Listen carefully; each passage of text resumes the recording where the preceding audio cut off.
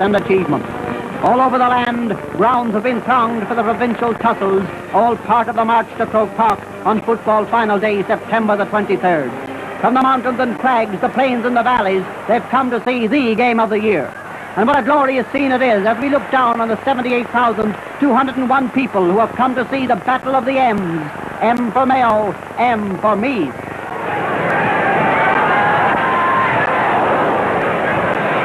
As usual, it is the honour of the youth of the country to provide the curtain raiser. As the lads, it's a game of keen, close football, changes in startling fashion.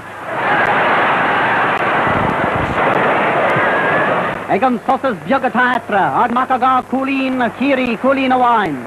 They match stride for stride, kick for kick, with Kerry gradually drawing to the front, but Armagh causing the Kingdom defence many anxious moments. McAuliffe, Ash and Ryan catch the eye in the Kerry line-out, while Armagh have stars in the making in Cossey, McCardle and Hanratty. And many of these minors will in a short time figure not in a curtain raiser but in the feature game. And many of them household names in the not-too-distant future. Time alone can tell, but experience has shown that the honour will be the lot of a large proportion of them. Time ticks away. Kerry look the winners as they lead by a point, but that spirit of never say die is much alive in Armagh, and with seconds left to play, they storm into the attack. Crossley sends to the square, and the ball is crashed to the net for an Armagh victory. 2 goals and 3 points to 7 points. The field is cleared as the crowd awaits the coming of the rival senior teams. On the Hogan Stand, many personalities of the political, ecclesiastical and diplomatic worlds view the colourful scene below. Agus Nirvada Gadagan on Toktaran Agus Bani Cali. And then the teams themselves, Mayo wearing the white of Connacht and Meath the green of Leinster. To whom will victory go? Can Meath, our football ambassadors to the United States, recover the title they last held in 1949? Or will the Mayo men retain the title they took in 1950? Referee Bill Delaney of Laois tosses the coin. And so to the parade, led by the Artane Boys Band, colourful and part and parcel of the long-established ritual of Croke Park. The men of the West, the lads from Meath.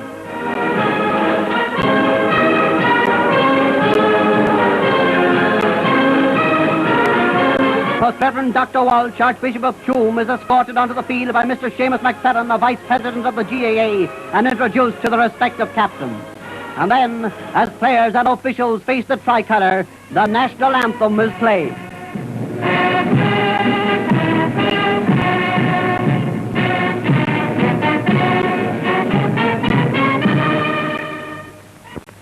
And so to the throw-in, and the battle for the 1951 title is on. Mayo break away from the start, but despite their efforts, Meath are the team in the early stages. Playing with great dash and aided by the breeze, they give their followers every hope of victory as Mayo's Joe Staunton and his associates are pressed into repeated action.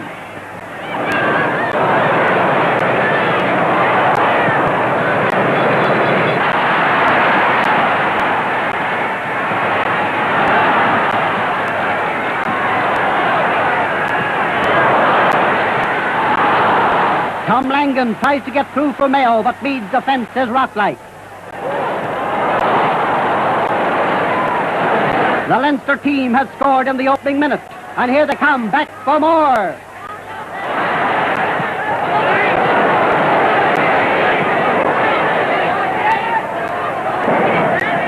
Once more, the Meath defence stands firm.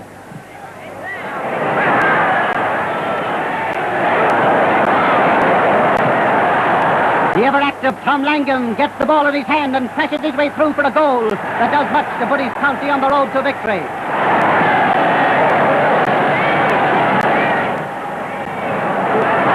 The pace is really hot now, the football close and keen. Tegar a wheel again but these far am a daccatos, it's more than yet the big winter no me force. A strong Meath attack is repelled by Sean Flanagan, whose clearance is picked up by Meath's centre-field man Des Taft, and he makes no mistake.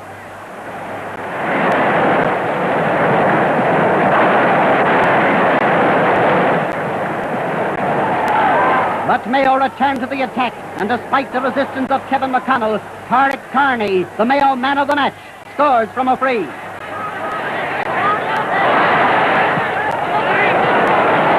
It's still a Western offensive, but it's without reward at first.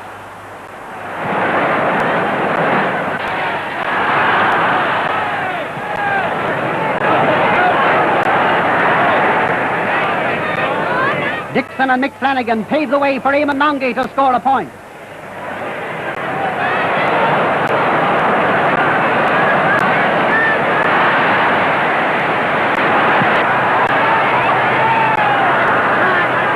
Diad ar arena gimmet go dian an ish, agus kegel a wio con posig, near Bishakar Mishnak Mummy Falls.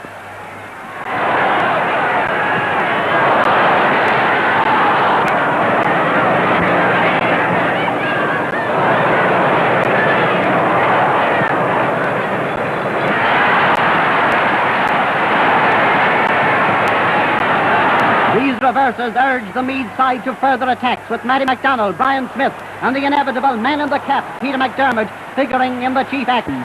But Mayo's full back line with Paddy Prendergast settling down to his brilliant game foil the challengers.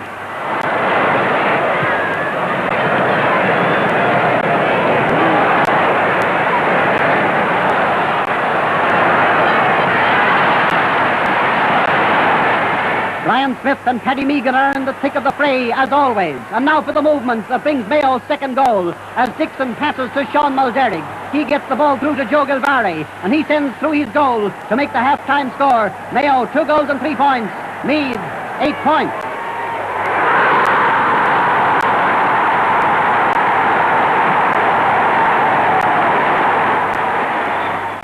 Oh, yes. There was speed and plenty in that first half, but did it rival the dash for freedom, which gave the crowd an interval laugh? But it wasn't long before the serious business was underway again. The second half is on, with the writing on the wall as far as Meath are concerned, but with that undying spirit they refuse to read it, and despite further arrears come battling back. Yes, it's Mayo's day of victory, for playing with greater speed and dash than in any earlier championship tie, they dominate the plucky and always battling Meath men. This looks like a Mick Flanagan goal, but no, it's just barely wide.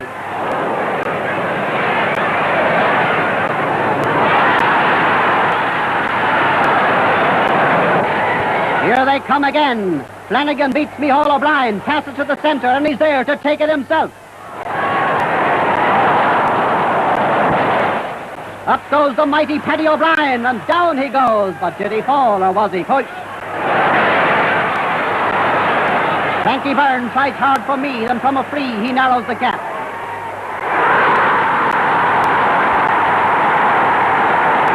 Paddy Meagan adds his well-placed kick.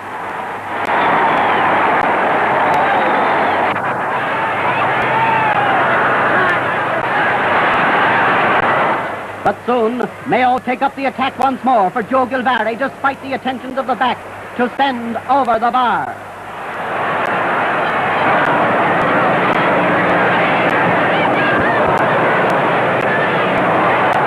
It's homeward bound for hundreds now, even before the final whistle. And when this does go, it's a signal for the crowds to surge onto the field to cheer the victors. And while praising the winners, let us not forget the great sportsman of Meath, defeated yet honoured too. And on the Hogan Stand of the GAA presents the Sam Maguire Cup to Sean Flanagan. And as the crowds look on, the Mayo All...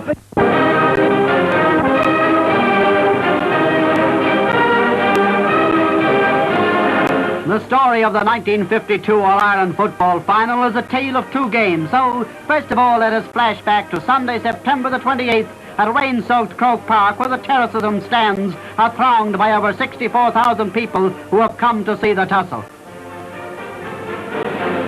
Without delay, the teams are out. Firstly, Mick Higgins and his men from Cavan, the Ulster champions. Then Paddy Meagan and his Leinster champions, the stalwarts from the Royal County. Referee Sean Hayes of Tipperary tosses the coin, retrieves it, and soon the parade is on.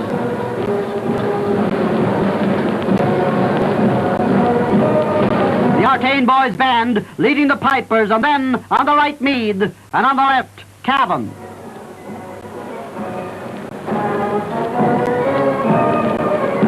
Their Excellencies Dr. Maheran and the Papal Nuncio, Most Reverend Dr. O'Hara, arrive on the Hogan Stand, and Dr. O'Hara is escorted to the field and introduced to the captains. The parade over, the crowd stands to attention as the national anthem fills the air. Then His Excellency the Papal Nuncio sets the game in motion. Despite the conditions, the football is interesting. First to attack are the Cavan men, but before long their defence comes under pressure, and fullback Phil Brady is seen in one of his many spectacular clearances.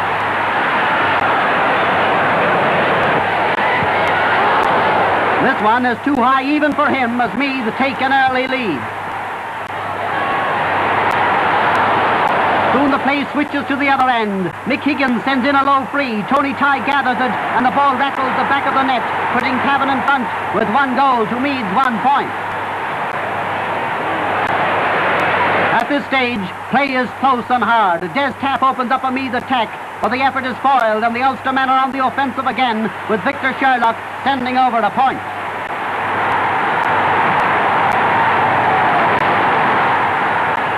There's nothing in it now, with the Leinstermen settling to the task better, and gradually the gap is narrowed. It's Brewer on Comortas A, Keguil Talib Sloan.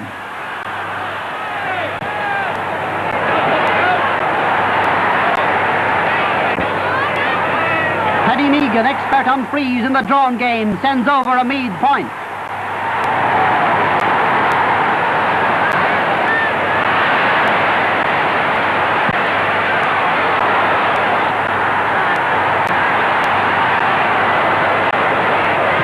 The Cavan team get moving again. Pat Carolan passes to Heatherton, but he is fouled. Mick Higgins comes up to take the free, but there's many a slip, and this is one of them.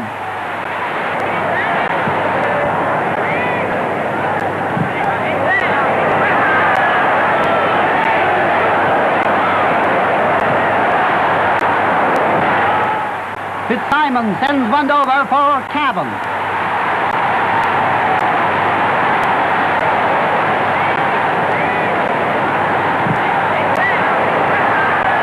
Tony Tye passes to Edwin Carolan, who's tackled by Connie Kelly, but Carolan gets his kick in. They're going hammer and tongs now, and Lee Maguire is bottled up as Meath swarm into the attack. The Meath men are all out now, but approaching halfway in the second half, they are dealt a severe blow as the Cavan attack finds J.J. Cassidy crashing home a goal to lead the score. 2 goals and 3 points for Cavan, 5 points for Meath.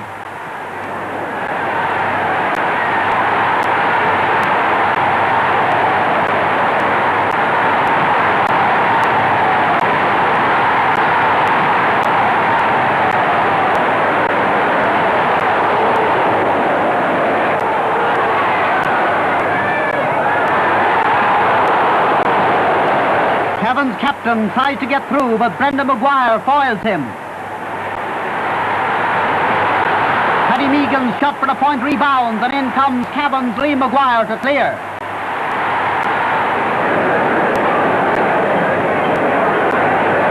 Now things really begin to happen.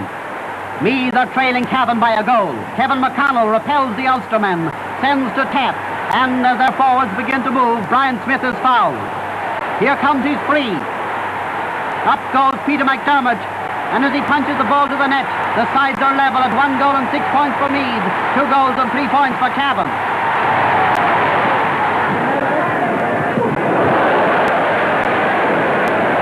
Now Cavan are under pressure. Brian Smith centres to Paddy Meagan, and the Meath captain puts his side in front. 1 goal and 7 points to 2 goals and 3.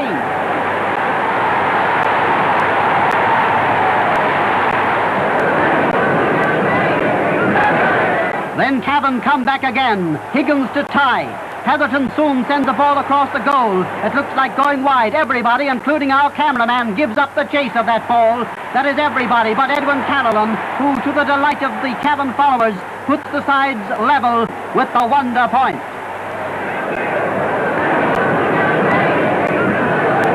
There are thrills galore now as Meath fight back and force the 50. Paddy O'Brien has a chance to win the game, but the ball goes off his boot and wide, and so they both live to fight another day.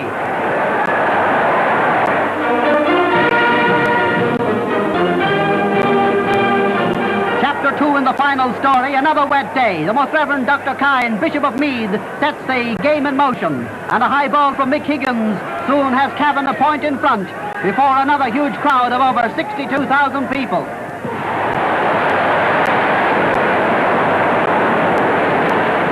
The Ulster men are attacking again. The ball hits the upright, and while Edwin Carolan and Cassidy are there, so too are the Meath backs who stand firm.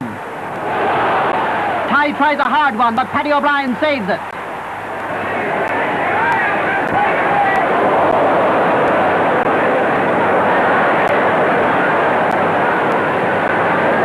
The Meath men attack now, but are repulsed, but come in again for a point.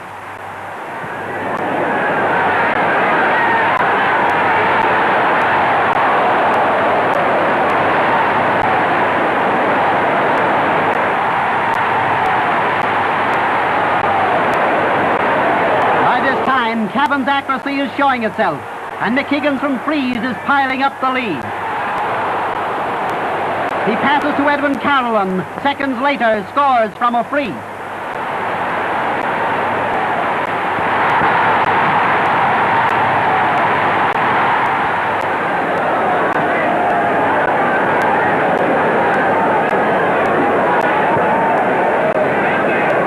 This one from Paddy Meagan.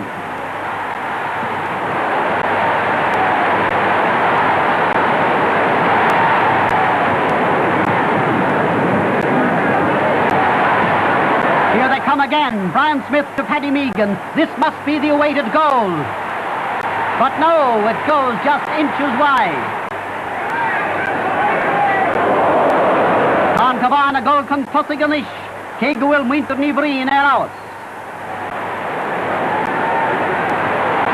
Paddy O'Brien rushes in to save this one. But Johnny Cusick, the newcomer to the Cavan final team, increases the lead as he puts his name on the scroll of fame.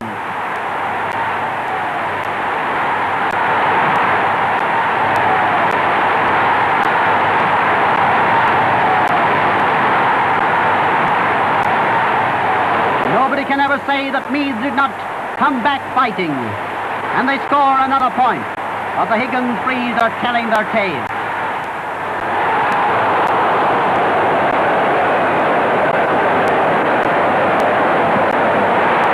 Here he is scoring Cavan's 6th point.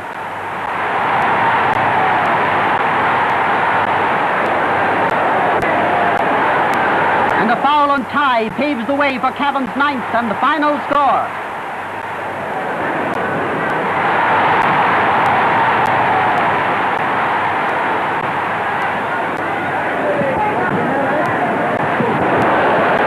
The Cavan skipper tries to engineer another.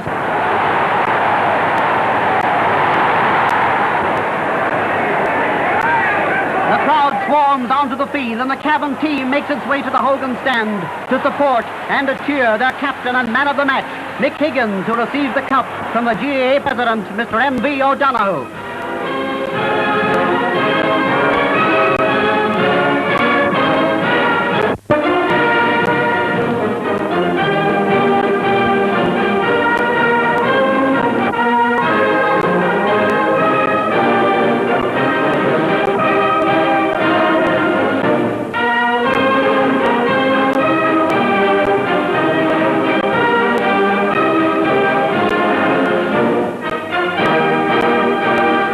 The north side of Dublin presents a busy scene from early in the morning of September the 26th. People from all over Ireland and from further afield head for Croke Park, for this is All-Ireland Football Final Sunday. And if the queues are long, who cares? For all are keen to see the big game, culminating point in the year's football activity. Soon, over 75,000 people are thronging the spacious arena and gazing on the field of action where, first of all, the minor final between Kerry and Dublin entertains handsomely. This truly is one of the most amazing contests ever played in this competition, for we have the Kerry boys on top early, the Dubliners closing the gap, and then the Munster lads dominating so much of the play that the closing stages seem mere formality, and the cup is surely headed for the kingdom. The Dublin defence is put under pressure in this first half as Kerry settle down in front, but by half-time they lead by only 6 points to Dublin's 1 goal and 2 due to a goal by Dubliner Vinnie Bell just before half-time. Is Biagata Atra Madakasa, Agasalera Heg, Bukli Zaklia, who will chapter Ronta. The second half is hardly on before Dublin goal 80 saves Lynch's penalty. But Cullity is in for a goal for Kerry.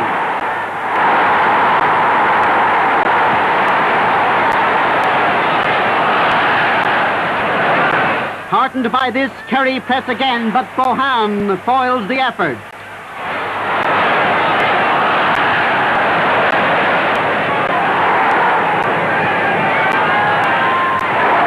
Kerry press again, and Cullity adds another point despite the efforts of the Dublin defence. But while Kerry press, their reward is not as big as it might be.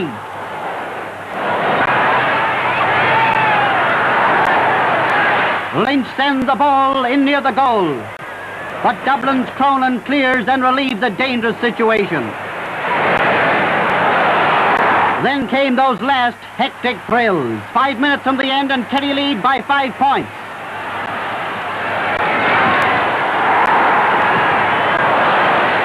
Here comes Dublin's goal by Farnan.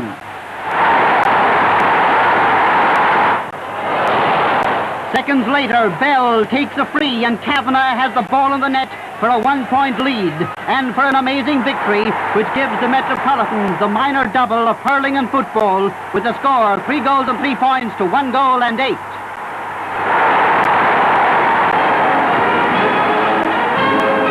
The crowd, recovered from this thrilling finish, concentrates on the ever-colourful pre-match splendour. The Arcane Boys Band, the senior teams Kerry, the title holders and champions of Munster, and Meath, the holders of the Leinster Crown.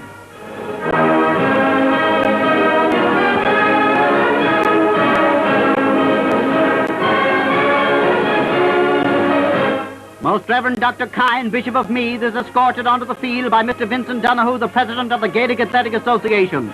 The introductions to the captains, Meath's Peter McDermott and Kerry's John Dowling. And so to that inspiring scene of the playing of the national anthem.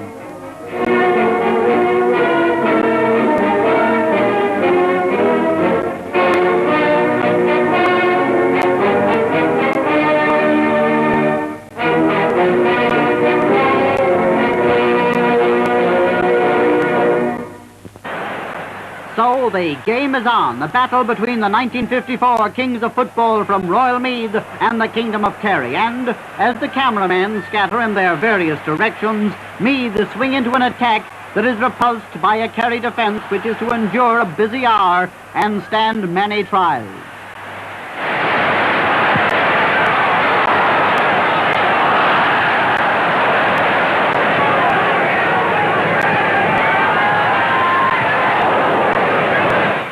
Here's an excited four-legged spectator so keyed up he wants to get into the game in which Kerry go down to register their first point and continue to press to such an extent that Meath's goalkeeper Patsy McGearty is challenged but ably assisted by Micheál O'Brien. Kerry press on in their bid to retain their crown. Pordy Sheehy shakes off Meath's Kevin Lenihan, but John Joe Sheehan's shot goes wide. In a flash, Meath are attacking and Matty McDonnell has sent over the equaliser from an awkward angle.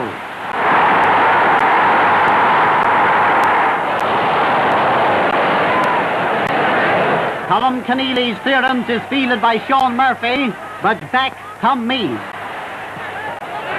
Tom Moriarty sends one that's good for height. There's close play now, but you can't pick that ball off the ground. And Paddy Meegan sends over a point to put Meath ahead. And while Kerry sally forth, not only to equalise but take a point lead, the Meath men rattle up a merry sequence of points.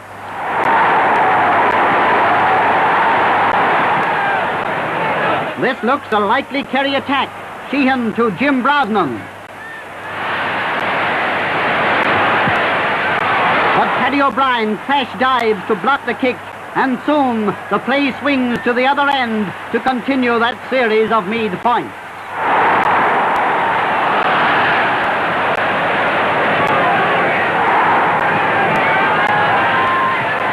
Half-time is fast approaching. Sheehan beats Meathman McGearty with a low-shotted goal, and at half-time Kerry lead 1 goal and 5 points to 7 points.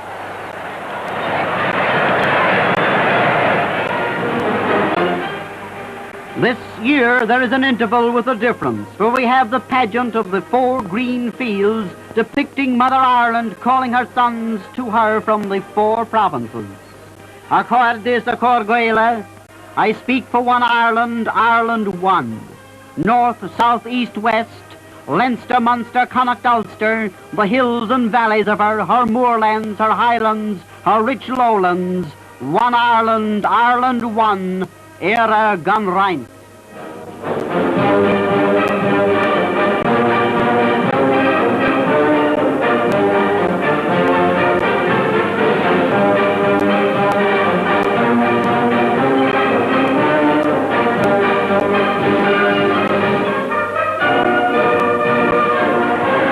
Pageant over, Kerry come out, and so do Meath, and the bid for victory is on in earnest now. How does a goalkeeper behave when the play is at the other end of the field and his forwards are putting his team ahead with 2 points? Well, take a look at Patsy McGearty eagerly dancing about. Kerry's Jim Brosnan tries to open up a movement, but it's foiled before Meath's Matty MacDonald solos his way through to a brilliant point.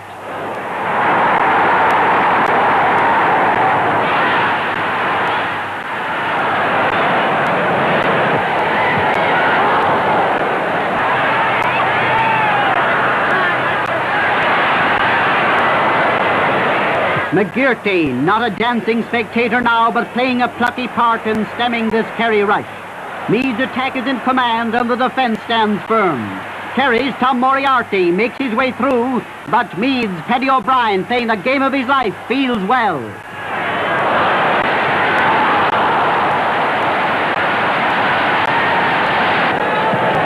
Further Kerry onslaughts fail too, and Meath's lines are saved with Ned Zerdernan showing his paces.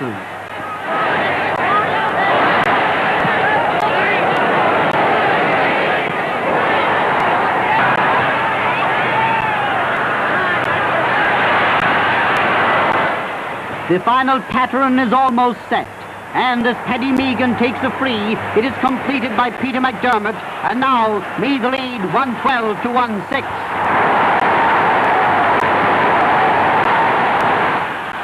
Jim Brosnan replies for Kerry, but the final score is left to the elusive Meathman Brian Smith, who puts the final tally 1 goal and 13 points to 1 goal and 7 points. And as the final whistle sounds, Meath are the new champions to the unbounded delight of their many followers. The game goes down as a triumph for Meath.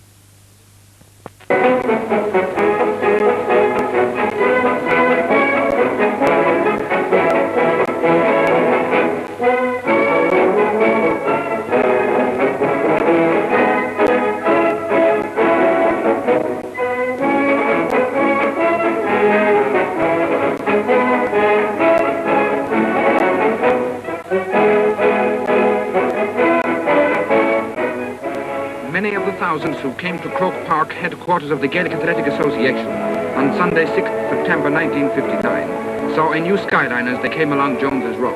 It was the top of the new Hogan Stand, built at a cost of £250,000, and being used today for an All-Ireland Final for the first time. The new stand holds 16,000 spectators and brings the total seating capacity of Croke Park to 23,000. The Hogan Stand has been so designed that it can easily be made to hold 4,000 more. In flashback to the 7th of June 1959, we see the ceremony of the blessing of the stand by Right Reverend Monsignor O'Reilly, representing the Archbishop of Dublin and Primate of Ireland, Most Reverend Dr. McQuaid. Monsignor O'Reilly was assisted by Father Courtney Burke and Father Newt, and the sacred music was played by the Artane Boys Band. After the solemn blessing, GAA President Dr. Stewart introduced on Tuchtaran our Hailse Shanti O'Callig, who declared the stand officially open on one of his last public appearances as President of Ireland. Good day, Shea Slán. General Secretary Pádraig O'Keefe looks well pleased at it all. But on to the 6th of September, when 74,000 people attended the All-Ireland Senior Hurling Final between Kilkenny and Waterford. Kilkenny were also represented in the minor final which preceded the main attraction, their opponents being Tipperary, the holders and 11 times champions.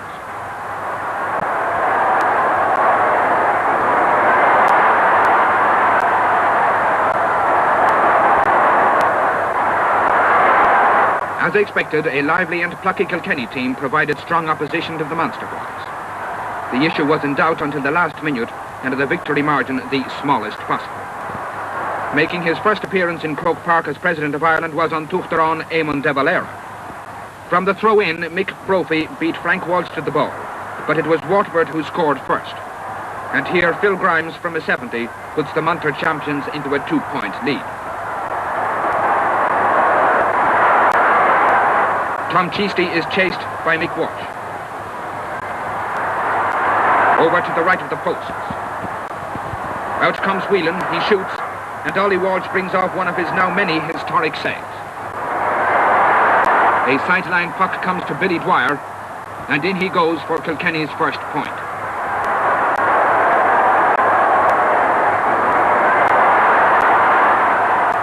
Sean Clohessy to Heaslip. To Dick Carr. To Tom O'Connor. To Billy Dwyer, and it's a goal.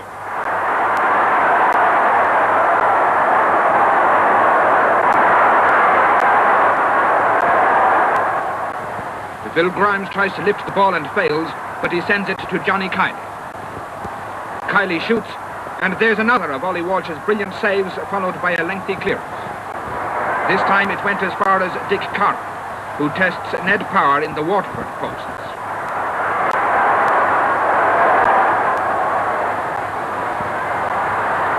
The marking throughout was very close, and every ball was vigorously contested. But although both sides had about an equal share of the play, the Waterford forwards made better use of their opportunities and built up what seemed a comfortable lead of 5 points by the interval. Did we say a comfortable lead? Well, subsequent events were to show that no lead could be regarded as comfortable in this breathtaking hurling effort. Seamus Power from this free adds to Waterford's total with a point. And here comes Tom Cheasty for a game of Bumps the Daisy with Paddy Kelly, before going on, through and over a few more obstacles to score another great point.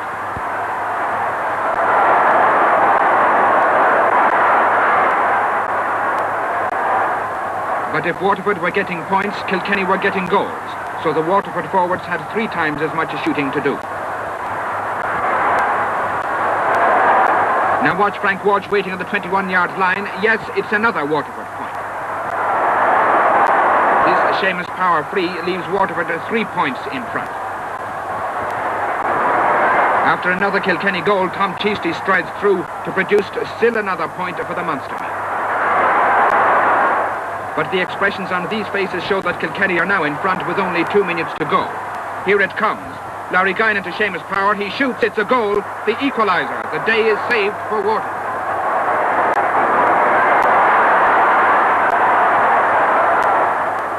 But not only Waterford supporters, but tens of thousands of spectators were satisfied with the result. And everyone hoped that the replay would live up to the standards set in this drawn game.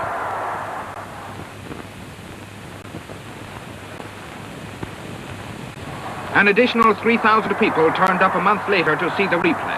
Only the 4th replay in a total of 72 senior hurling finals. The curtain raiser on this occasion was the junior hurling final, and the competing teams Antrim and London, since both came from outside the Republic of Ireland, made a unique pairing. London had already won this trophy on 2 occasions, but Antrim, who started favourites, were hoping for their first championship in any grade.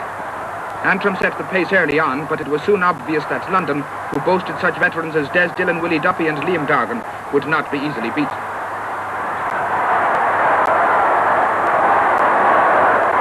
Antrim held a lead of 1 point at the interval after having the breeze in their favour, but in the second half, London's blend of experience and youth began to get the upper hand.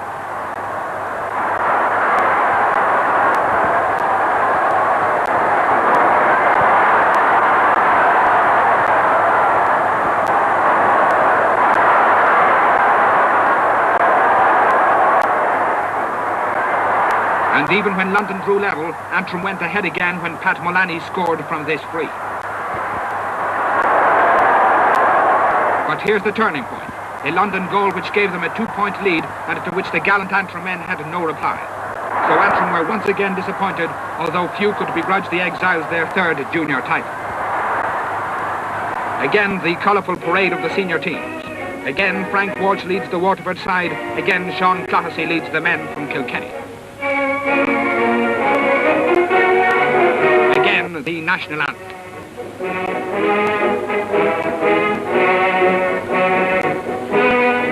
And then, with clean slates all round, the great battle, which ended in a welter of excitement 4 weeks earlier, was renewed in an atmosphere of equal tension. From the breakaway, Mick Flannelly had a wide for Waterford. Phil Grimes tries to get his forwards moving again. Then Seamus Power. His shot is blocked, but help arrives from Lacey. On to Kiley and Frank Walsh. But Paddy Buggy clears for Kilkenny. Then Cheasty comes through, fluffs it, and Cunningham drives outside. Mickey Walsh has the honour of opening the scoring with this point for Kilkenny.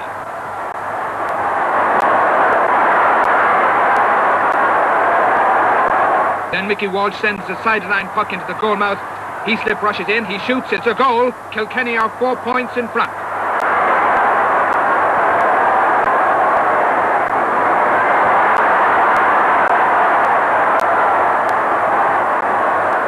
Kilkenny kept up the pressure, and Tom O'Connell, then Billy Dwyer, then O'Connell again, and then Billy Dwyer again, kept things hot for the Waterford backs. At last, Frank Walsh opened Waterford's account with this point. Waterford now sprang to life and their forwards buzzed round the Kilkenny goal. Tom Walsh clears. But Frank Walsh, then Cheasty, sends it to Larry Guinan. Oh, what a save by Ollie Walsh. McFleming to Heaslip and Kilkenny score again.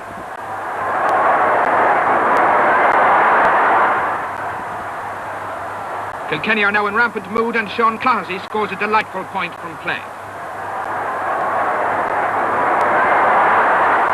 Many were wondering if, after all, there was some truth in the idea that Waterford, once led, have little fight back. But the question was answered for them by Waterford centre-half forward, the flying Tom Cheasty, who reduced the lead to 3 points. Anything you can do, I can do better, Kilkenny's centre-half forward Fleming seems to say, but he was wrong, and the ball was clear.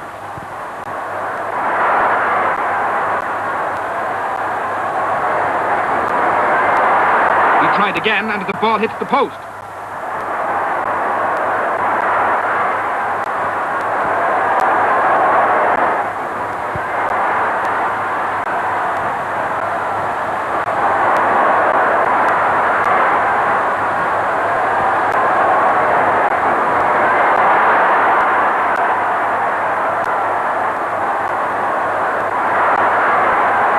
Kilkenny still forced to the pace, and there's another Kilkenny point.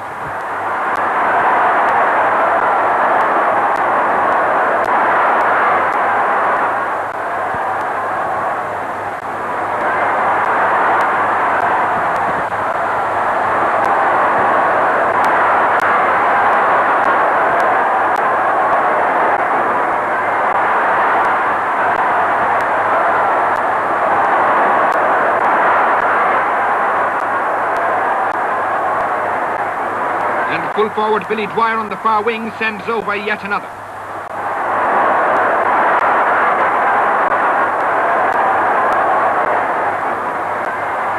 At the railway end, Mick Lacey takes a 7th. It drops into the square. Cunningham is there, he shoots, it's a goal, the teams are level.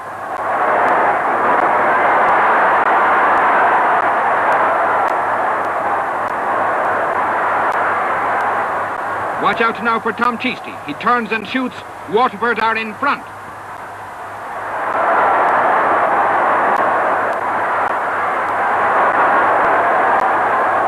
But not for long, as Billy Dwyer equalises for Kilkenny a half minute later. Can nobody stop Tom Cheesty? This shot of his is saved, but rushing in, he connects again to crash Waterford into the lead. 2 minutes later, the dynamic Tom sent over the bar again, but the referee had already whistled for a free, from which Frank Walsh, although failing to lift the ball, duly scored a point. And so half-time came with only 3 points between these hurling giants. It was still anyone's game, and Waterford supporters were keenly aware that Kilkenny would have the benefit of the wind in the second half. Yet it was Waterford who were quicker into their stride, although this movement by Tom Cunningham was clear.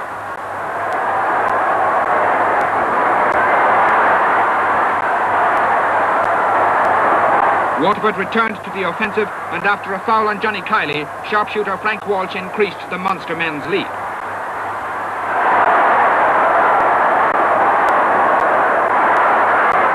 But almost before Kilkenny folk could say Larry Guinan put the DC's county 5 points in front. Things are looking gloomy, Billy Dwyer must have said as he shoots for a goal. His shot is blocked down, and after this out again, in again session, minor hurler Eddie Kerr sends over to reduce the leeway.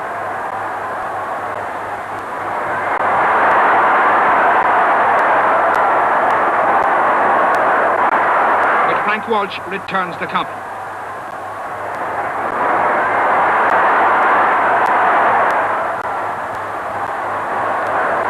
Kilkenny launch an assault on the right wing. Billy Dwyer tries a shot. It comes out to Fleming, who beats Barron on the back line. Out to Dwyer again. Across to Eddie Kerr. And the young miner again proves his worth with a point.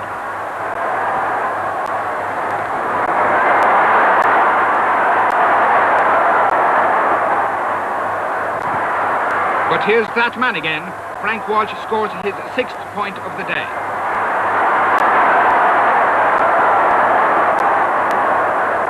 Kilkenny were still playing the skillful hurling for which they are renowned, but this attack by Clohessy, Fleming and Dwyer brought them no score.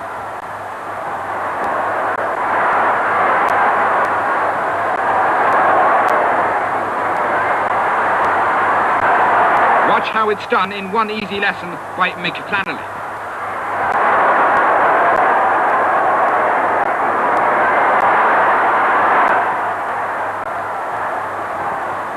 Here's the final score of the game. Frank Walsh beats Paddy Buggy to score a superb point from the touchline.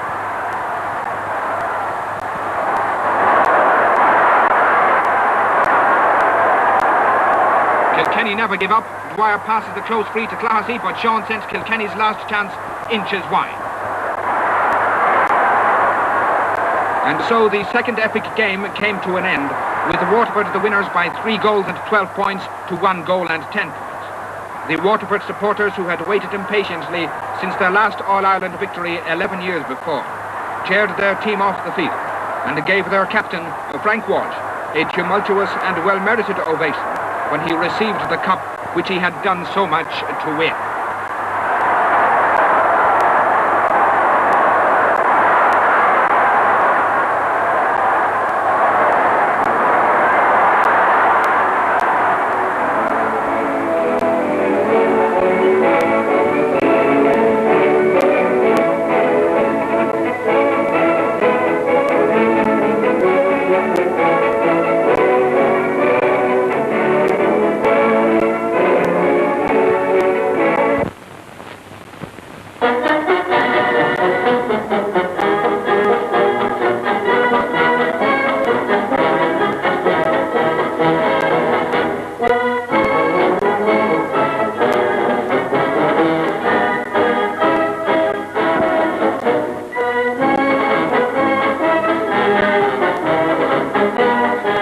From early morning on Sunday, 24th September 1961, lovers of sport gathered outside Croke Park, Dublin, headquarters of the Gaelic Athletic Association.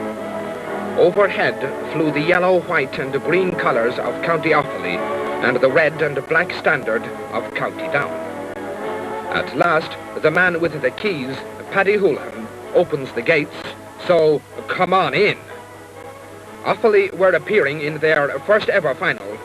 Down were trying to retain the trophy, which they won for the first time in 1960. As usual, the double feature program opened with the final of the minors, all boys under 18 years of age. This year it was Cork, in the red jerseys, who challenged the more fancied male boys.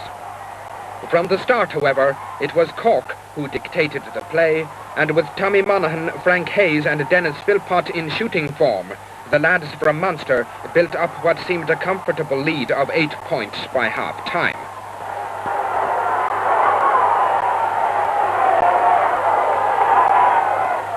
During the interval, Mayo made some positional changes which paid dividends early in the second half.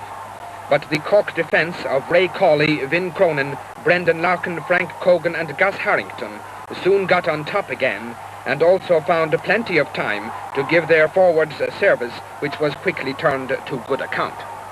The polish of the Mayo boys like Cunningham, Madden, Nally and Hanley was not enough, and the final tally was Cork 3 goals and 7 points, Mayo 5 points.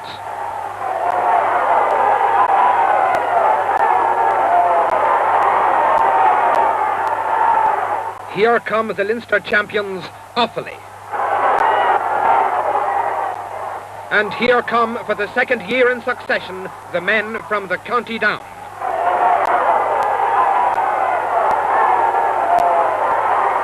And here comes a non-paying spectator.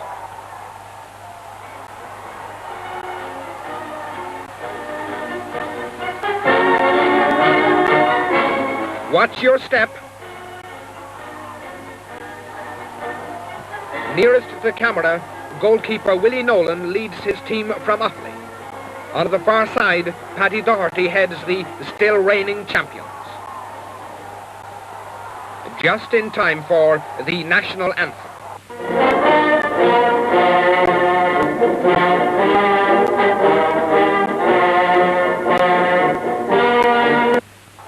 From the throw-in, Jim McCartan gets possession for Down, but soon finds himself and the ball over the sideline.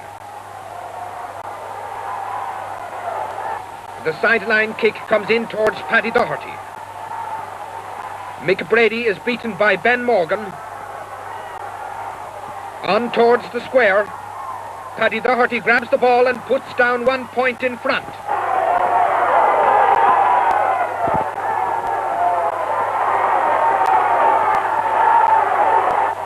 At the other end, Harry Donnelly beats George Lavery, sends to Mick Casey. Casey shoots. It's a goal for Offaly.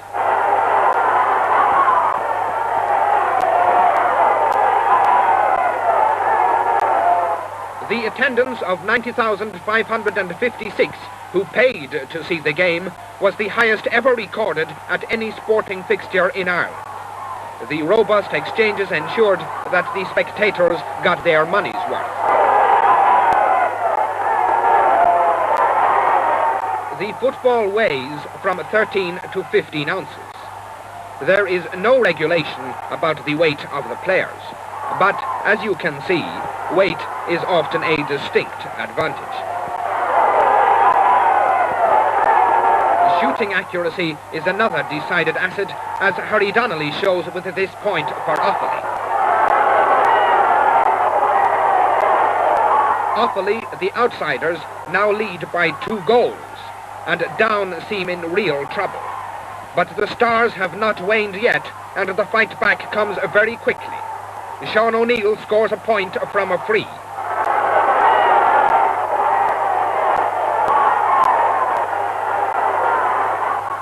Now Paddy Doherty gathers the ball, beats 2 men, kicks into Jim McCartan. McCartan shoots. It's a goal.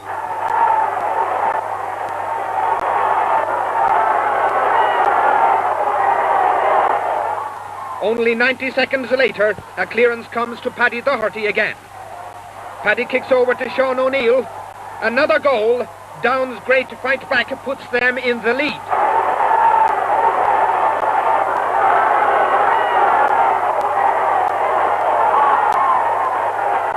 Then Cullen equalises for Offaly. The teams are level, 8 points each.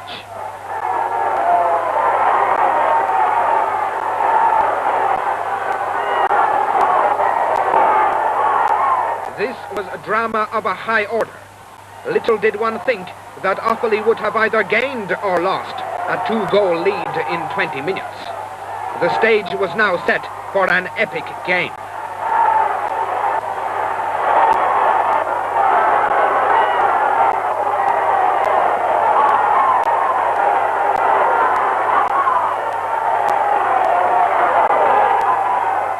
With every ball vigorously contested, the play swung quickly from end to end. And it seemed that the teams must stay level until after half-time. Down had other ideas, and the mighty Paddy Doherty puts them into effect. He kicks in, and Ben Morgan is there to score a goal.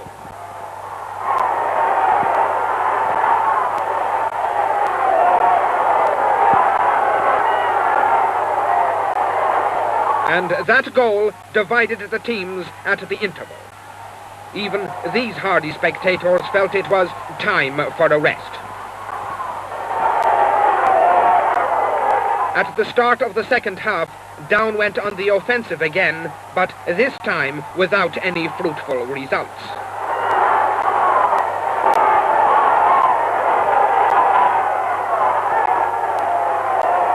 Then it was Offaly's turn, but the story was the same, although the Down defence was forced to concede a 50-yard free kick.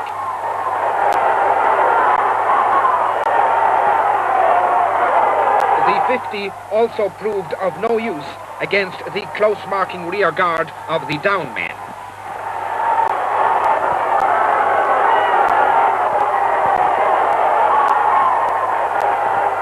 For the time being, it seemed that the players of both sides had given too much of themselves in the hectic first half. Such was the scrappy nature of the exchanges at this stage. And one wondered if Down would have cause to regret some of their inaccurate shooting during the opening minutes of the second half. In a moment, you will witness a controversial incident of this match. Was Tommy Green fouled? If so, was the foul committed inside or outside the penalty area? There you are. You can judge for yourself.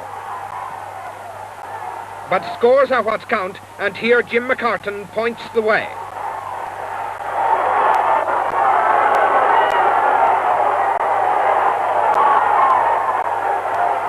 Harry Donnelly reduces the lead to 3 points. Tony Haddon punches the ball. Willie Nolan saves well, but Paddy Doherty restores Down's 4-point lead.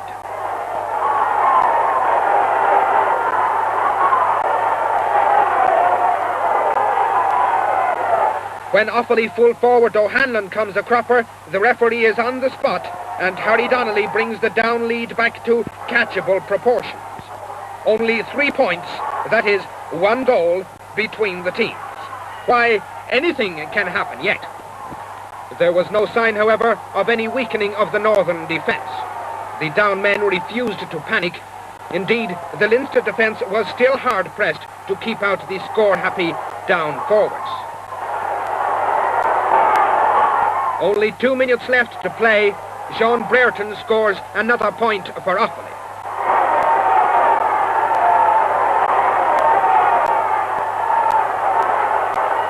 One minute left, 2 points behind. Offaly now put in a storming finish. Is it too late? 90,000 people still wait for the answer.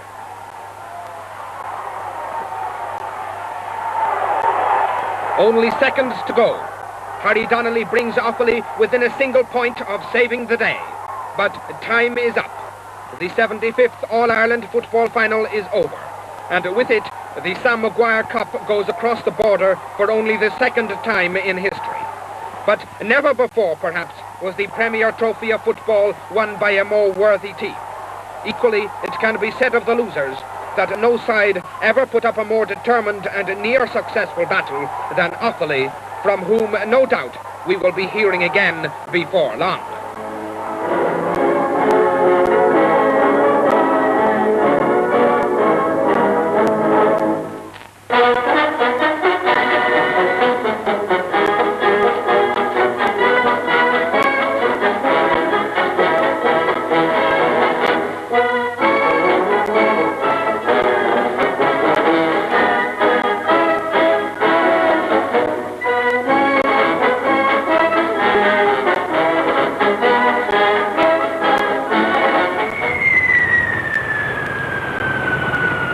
Diadanach an fihe triolá the manois nediagus shaskado. No Irish sporting fixture brings so many people so many miles as the All-Ireland Senior Championship Football Final. Aer Lingus Irish International Airlines had one of their busiest weekends in a record year as thousands of exiles returned home for the Kerry-Roscommon clash on the 23rd of September. As usual, the final of the minor championship for boys under 18 took place before the senior game. Mayo, appearing in white jerseys, were opposed by Kerry, sporting the blue of Munster. Mayo seemed to have the edge in the first half, but after the change of ends, the Kerry forwards really got going, and a torrent of goals by Jimmy O'Mahony, Dennis O'Sullivan and Roddy O'Donnell gave the scoreboard a very one-sided appearance at the end. Is éachtaach an scéal agus a bhfuil de chluichí ceannis immerthe ó bunaíoch cum an low-class scéal, ná bhfuilinn san chluiche inniu ach an ceathrú uaid do chiarí agus do Roscommon bheithe guinneamh céile do chréamh na hÉireann. Roscommon in yellow and blue are led by Jerry O'Malley, Aidan Brady, Lynch, Feely and White. Sean Sheehy, Paddy Sheehy, Tim Lyons, Dan McAuliffe and Niall Sheehy lead the men from the kingdom in their green and gold. Referee Eamon Moulds throws in the ball and the big game is underway. From the breakaway, Cyril Mahon sends Roscommon into the attack. But Tim Lyons, who was to prove a tenacious defender throughout, clears to midfield.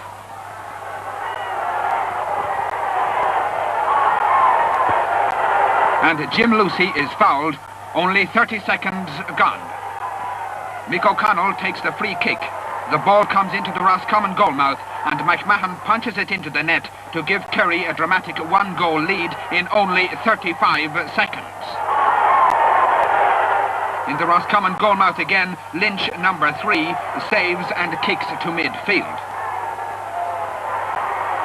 But Jim Lucy catches the ball and sends it back. Lynch punches it away, but Timmy O'Sullivan is there to shoot a point for Kerry.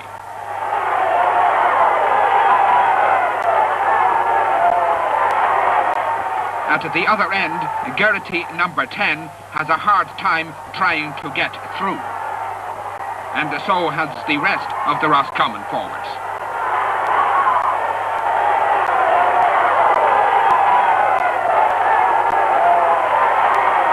And then Don Feely shoots wide.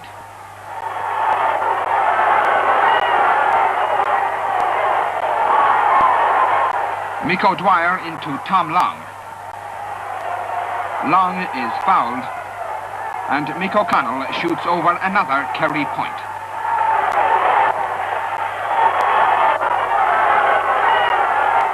Roscommon have just as much of the play, but they find the Kerry defence unyielding. And when they do get into a scoring position, they seem to forget the art of shooting, as Don Feely shows with yet another wide. Every ball was fiercely contested, and it was clear from an early stage that any attempt to solo through either defence would not be successful.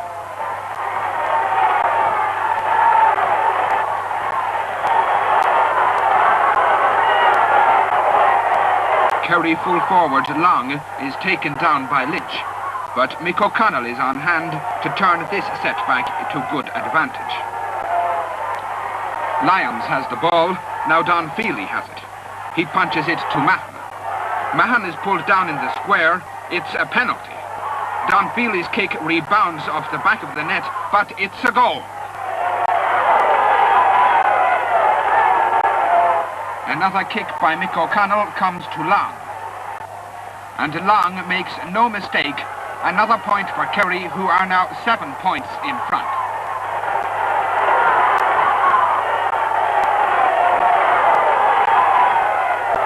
One of the few Roscommon men playing to form was Tony White, number 12, who featured prominently in this and most other Roscommon forward movements, but as often as not, the attacks were grounded both literally and metaphorically speaking.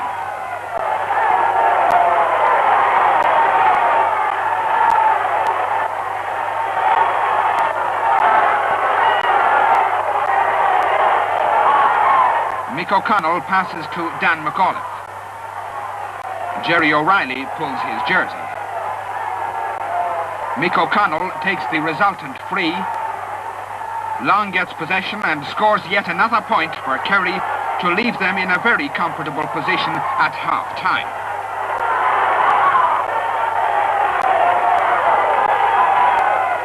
At the start of the second half, the attendance of 75,000 and the many thousands more who are watching a football final on Telefís Éireann for the first time were hoping for a great fight back by Roscommon, but this attack went wide. Kerry goalkeeper Johnny Colity kicks out to midfield. Mick O'Dwyer moves it on to Long. Now to Timmy O'Sullivan. Out to Dan McAuliffe. In to Long again. Now out to McMahon. Back into the centre. Paddy Sheehy fists the ball against the post. He regains possession and puts Kerry 8 points in front.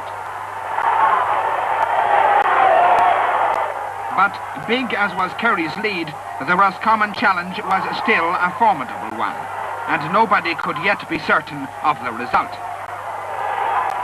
Don Feely scores a point from a free.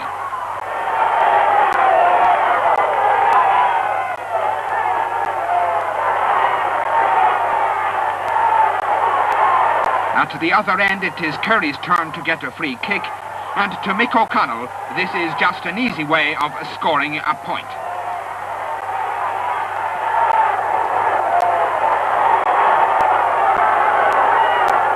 Roscommon on the attack again, but the Kerry full-back line of Murphy, Niall Sheehy and Lyons give nothing away.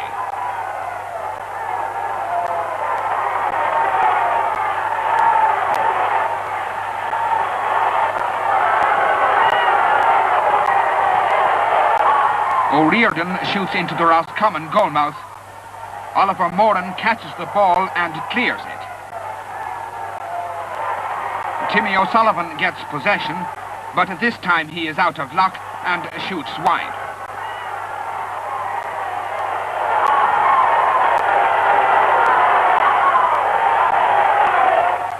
Play was fairly evenly divided throughout the hour, but only Kerry, it seemed, could turn their chances to good account.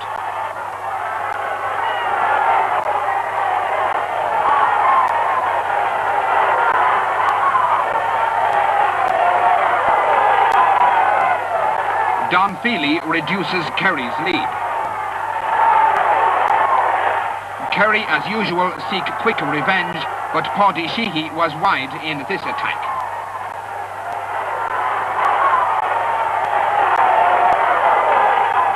And not even Mick O'Connell can always score from free kicks. His counterpart, Don Feely, has better luck. And now Don reduces the Kerry lead to 6 points. Long's shot is blocked down.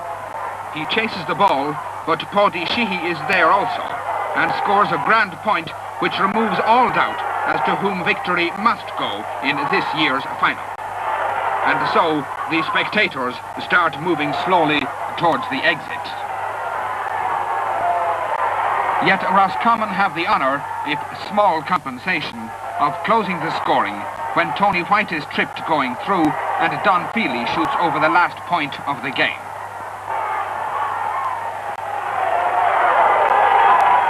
And so to the final whistle.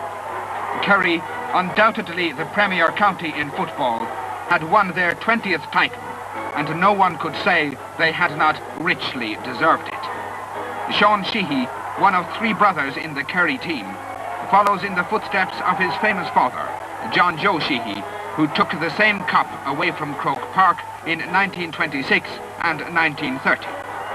Cógardachas do Chéirí, bhfuil an craobh sínsir buite acu 20 uaire inis. Agus cógardachas freisin do léachra Roscommon, mar cé nach raibh an bua acu an ná seo. Raig an cluiche chun bradam an chunta, agus chun an óra chumming luach Glas Gael.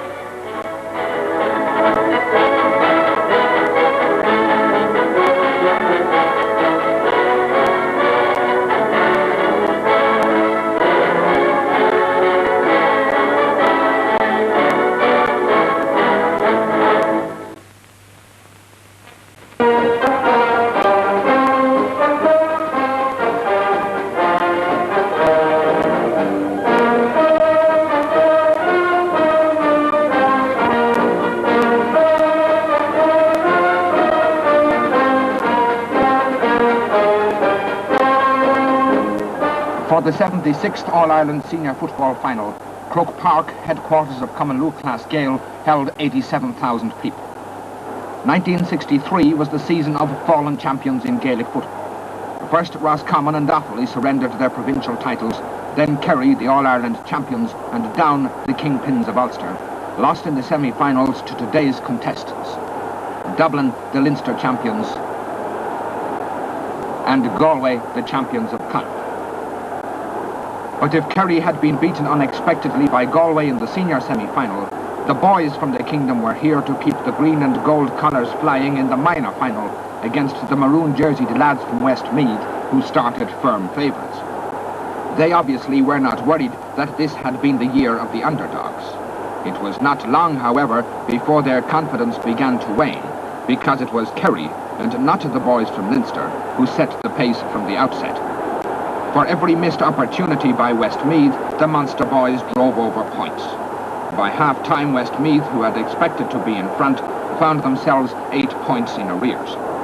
Positional changes during the interval stemmed the flood of scores for a while, but they did no more, and Kerry, the reigning champions, went on to score a facile victory, their 7th in the series. On to the senior final and the parading teams. Galway in maroon jerseys and Dublin in sky blue, led by Des Foley. Refereeing his first senior final was Amos, patron of the GAA, greets Mick Garrett, the Galway captain, and Dublin's Des Foley, agus an sin on Taurán náisiúnta.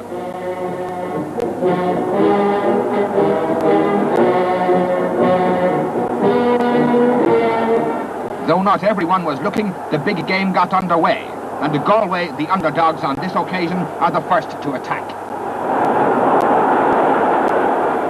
They are awarded a free.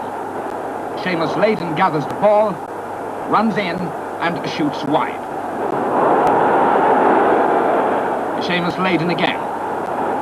Across to Cyril Dunn. Another wide. A bad start indeed. This is better. A point by Matty McDonagh gives Galway the lead. But it was short-lived as Mickey Whelan equalised from this free. McCain beats John Donnellan and kicks downfield. Bosco McDermott returns the compliment.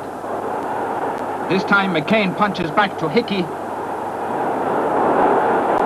Hickey is grounded by Layden.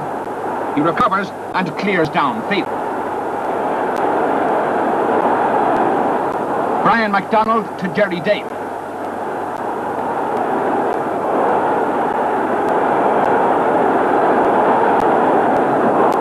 Across the goalmouth, returned by Simon Bean. Mickey Whelan has a shot. It's blocked down by Noel Tierney and cleared.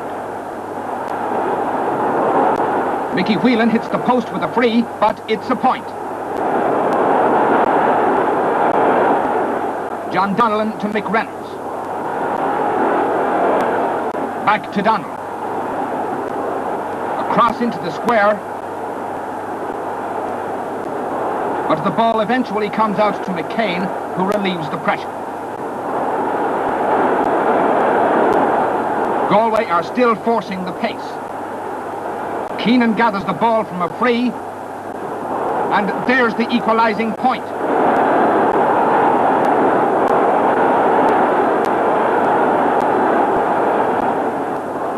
Galway again, and Matty McDonagh puts the Connacht champions in the lead for the second time.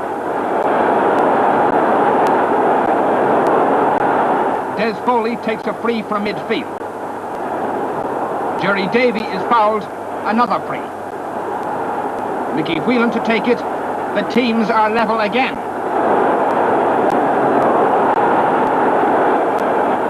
Cyril Dunn to McDonagh. McDonagh is fouled. A free in, says referee Eamon Moores. Dunn takes the kick. Galway are in front for the third time.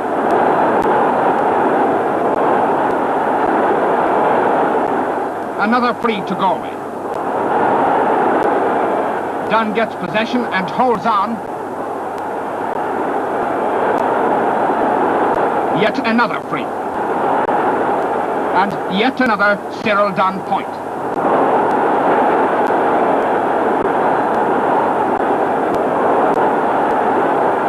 Galway are definitely on top now. Maiden rounds Hickey. Passes to McDonough. And Matthew fists over a point for Galway.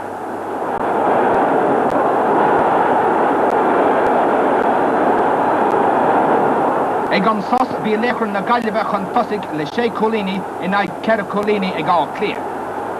I láthir chun an chluthe discant bhí an tuachtarán Éamon de Valera, an tar a túnscoil agus trachtála is an na Leinchig agus a bhean agus chuimhín ó Beoláin. The second half did not get off to a good start. The throw-in ended in stalemate.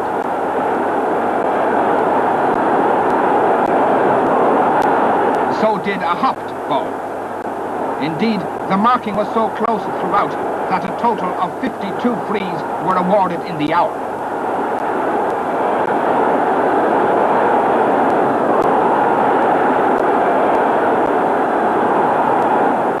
Des Foley shoots in for Dublin.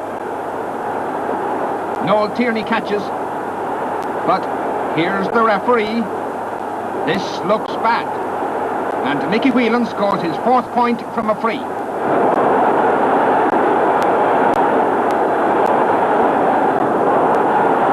On Cleashach, Sean Lamass. On the Galway 21-yard line. Des Ferguson emerges with the ball, passes to MacDonald, who scores the equaliser.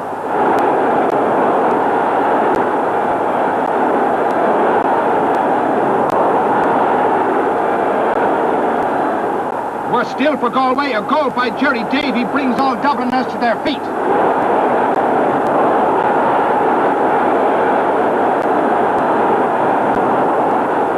Here's the same score from another angle. A sideline kick into the square, and both Davey and Fox are there to finish it to the net.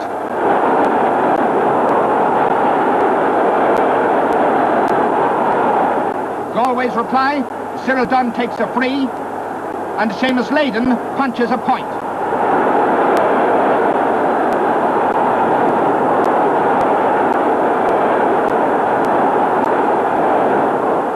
Fox collides with Des Ferguson.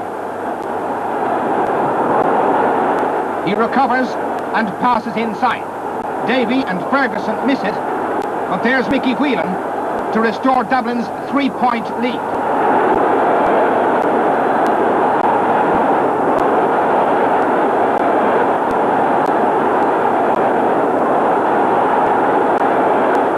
At the other end, Matty McDonough reduces the gap to 2 points again. Dublin have caught the scent of victory and improve with every minute. Now John Timmins scores a point.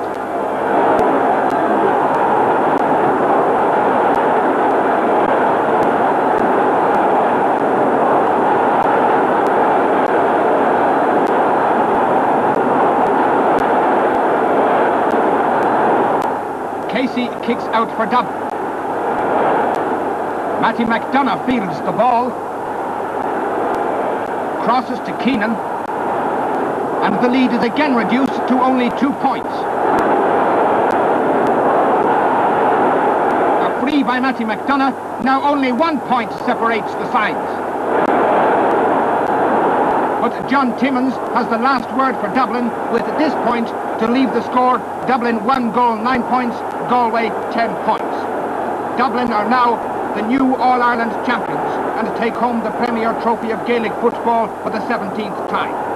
Des Foley had the honour of receiving the Sam Maguire Cup from Uachtarán na hÉireann.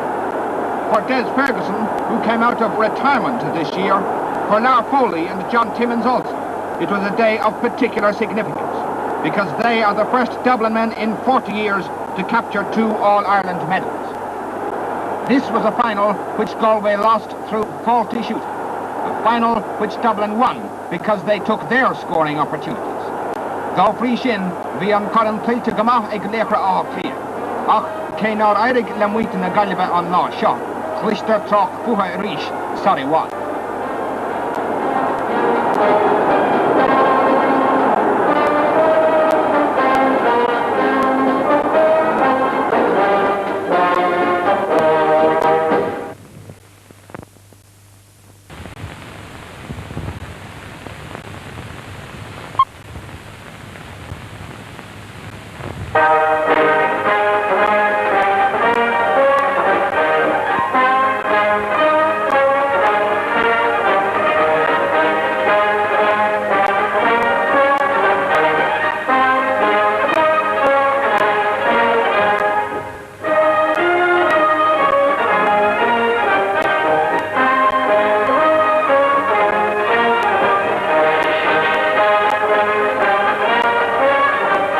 There is a truly international flavour about Ireland's national football code.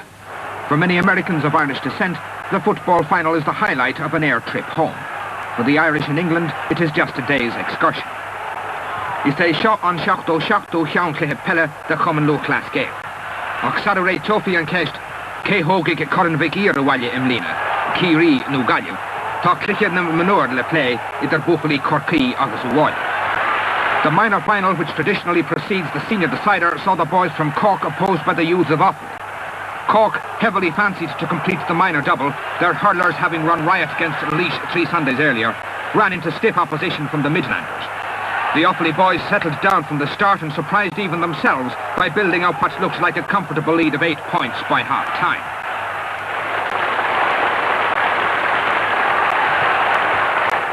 As events were to prove, however, the lead was anything but comfortable. From the restart, Cork laid siege on the Offaly goal, gradually whittled the lead away, and then went in front. But when it seemed that the favourites would win after all, Offaly found new courage and unexpected strength, and the result was the most exciting climax to any GAA final for years. Offaly's strength lay in Tony McTeague, who scored 7 points, and in Oliver Kilmurray, Frankie Green, Willie Bryan and Joe Gunning. But the performances of all on both teams augurs well for their future in senior ranks.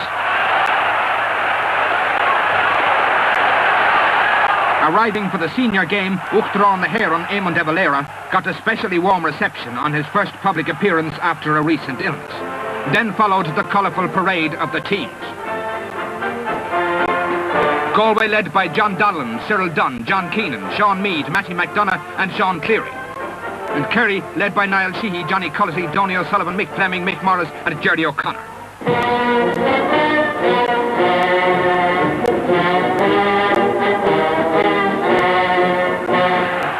And the big game is on. Galway win the breakaway, and Sean Cleary spearheads the first attack of the Connacht champions. This was successfully beaten off by fullback Mick Morris.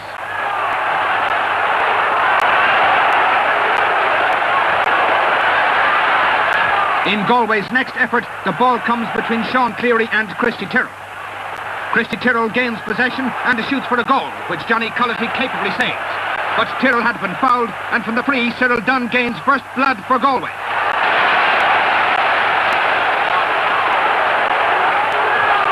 The Connacht men kept up the pressure, and here's Cyril Dunn to give Galway a 2-point lead.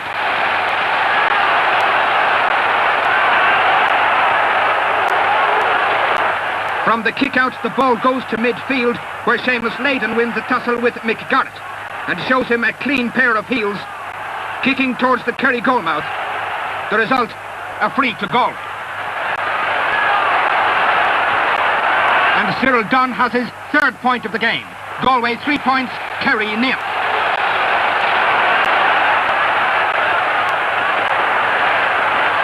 Then Matty McDonough's jersey is pulled, and the result is Dunn's and Galway's 4th point.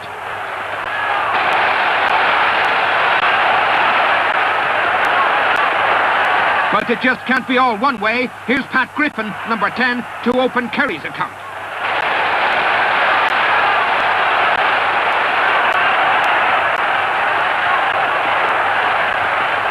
Seamus Leyden gains possession again, passes the ball to John Keenan, but this time the attack went wide.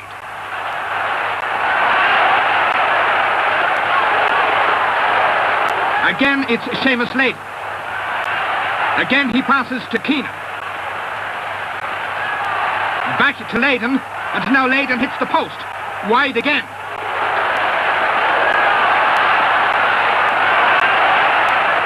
John Keenan's overhead kick gives Galway their 5th point.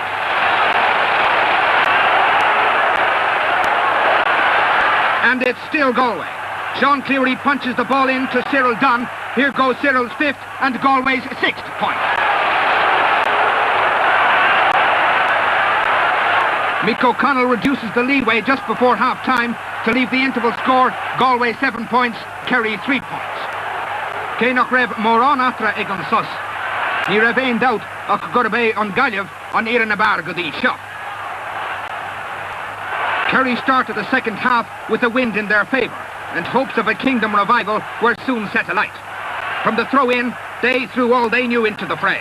And with Kerry's great tradition for football, that amounted to quite a lot indeed. But if Kerry were determined to come of age in the senior championships by winning their 21st title and so lead their nearest rivals, Dublin, by 4 championship wins, Galway were no less determined to bring the Sam Maguire Cup across the Shannon for the 5th time. And so their back line of Enda Colleran, Noel Tierney and John Bosco McDermott gave nothing away. Well, not for a while anyway, but in the 2nd minute, Pat Griffin shot a Kerry point. There's only a goal between the teams now.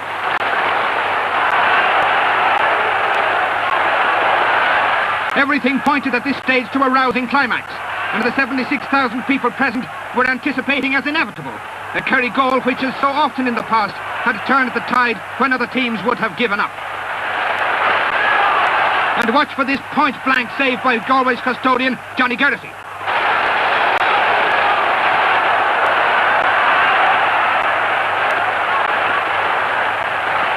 The resultant 50 brought out the best once again in Galway's great full-back, Noel Tierney. And from his clearance, Mickey Garrett passes on downfield. But the pressure had to tell. Mick O'Connell narrows the gap to a mere 2 points.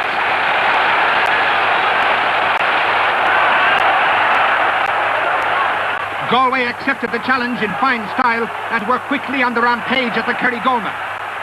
Here Sean Cleary punches the ball in, and Niall Sheehy is called on to clear his lines. Then out on the far wing, Mick Fleming beats Mick Reynolds to send Kerry attacking again. But not for long.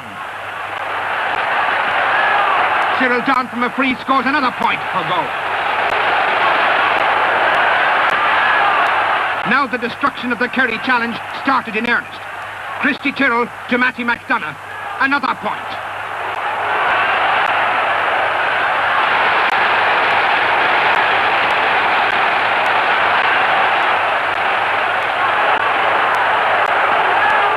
This time Christy Tyrrell decides to do all the work himself, and he puts Galway into a 5-point lead.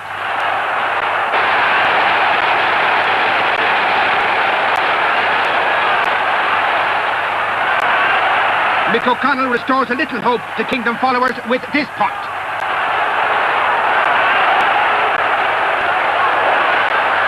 But that one was quickly negatived by a like score from Cyril Dunn.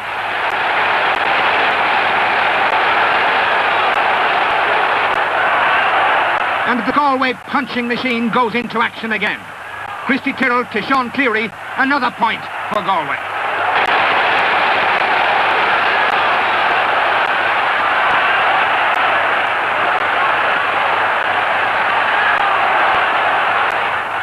And the siege continues without a break.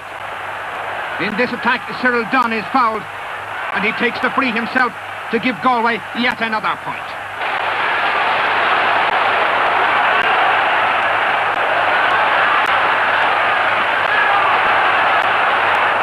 Down the right wing again, Sean Cleary to Seamus Layden, another point for the Connacht champions.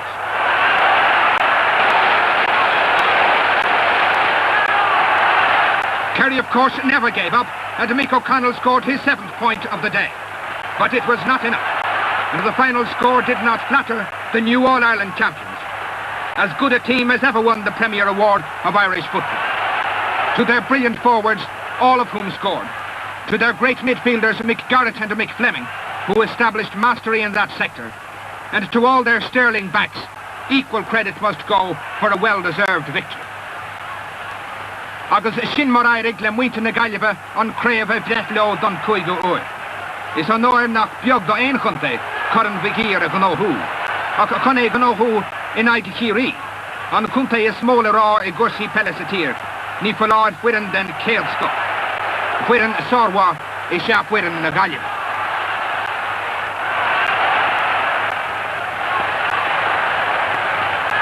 Is trúas gamal amháin a bheith ann a gharcaigh caithréim na Gaillimhach an lá seo. Tá cóhrón gach duine ag a captéin na fáinne I Seán Ó Donaláin, I Más Ahid Mícheál Ó Donaláin, a hála agus an cluiche siúl. Ba chrán tacha donna cluiche san íthir fad a héile, dhéis go raibh an.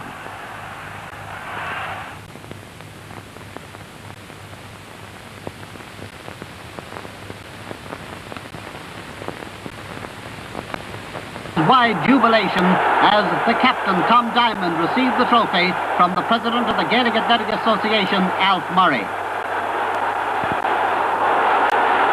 Yes, jubilation and joy. And soon, President De Valera was being escorted to his seat by Uachtaráin Cumann Class Gael, and the pattern for the big game was being set. A huge crowd of close on 80,000 had come from north, south, east and west and from lands across the sea to see this game and to pay tribute at our national anthem.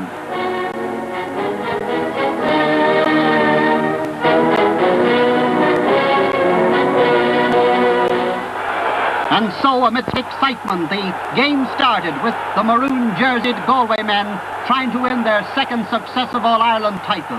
Could they do it against the might of Kerry? That was the big question. It was a game of high promise, but there was much hard tackling. And soon John Keenan had fisted over a point for Galway.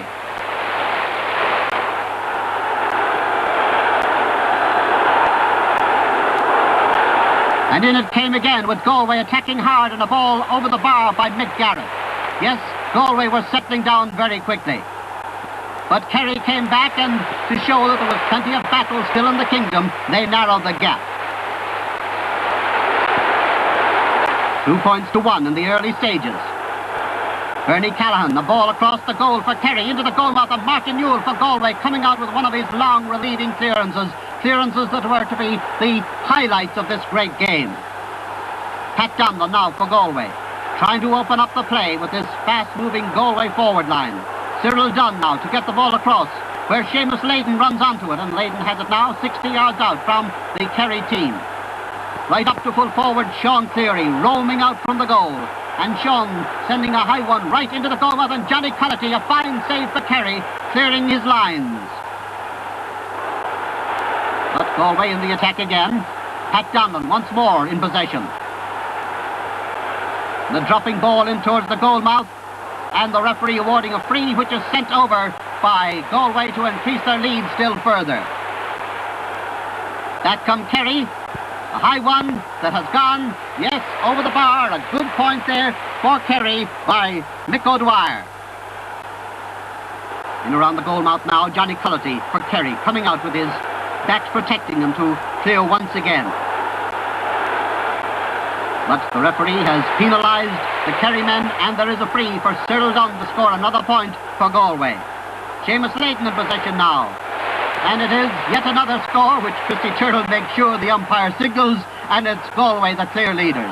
Dennis O'Sullivan for Kerry, trying to open up the play as he solos his way up along the right wing. A high ball that's heading in towards the goal, but drifts away and goes wide.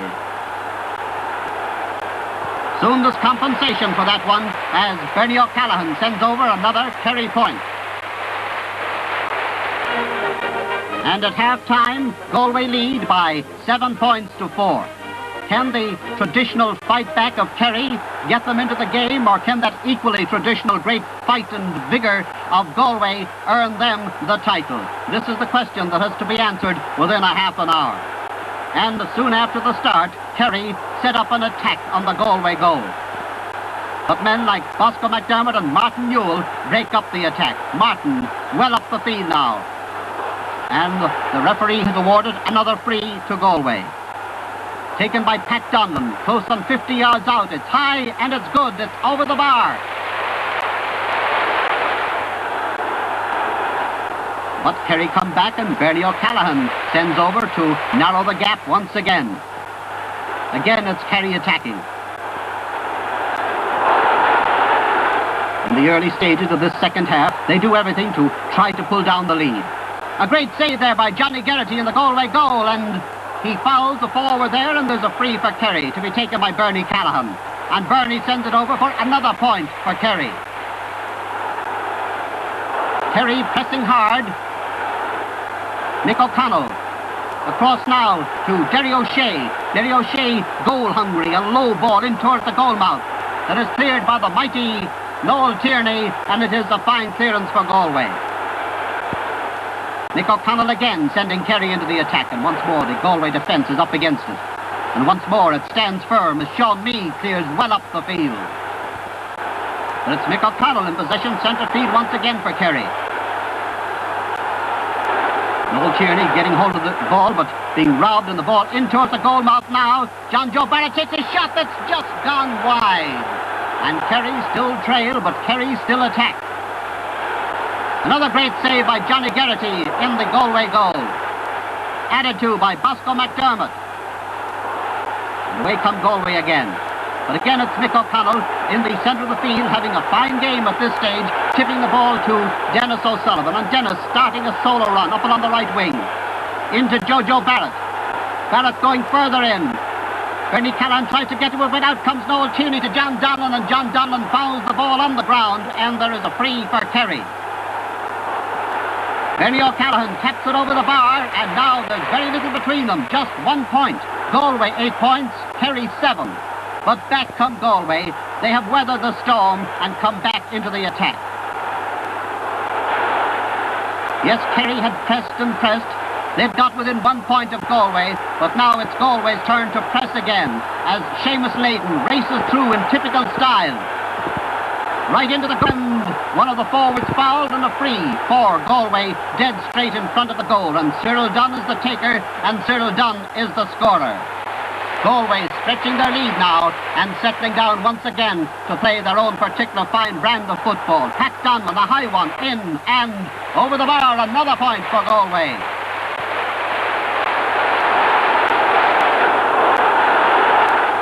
Although Kerry's great challenge seems to have ebbed away, they still battle back. And as the ball goes over the line, there is a line ball for Kerry, taken by Mick Morris.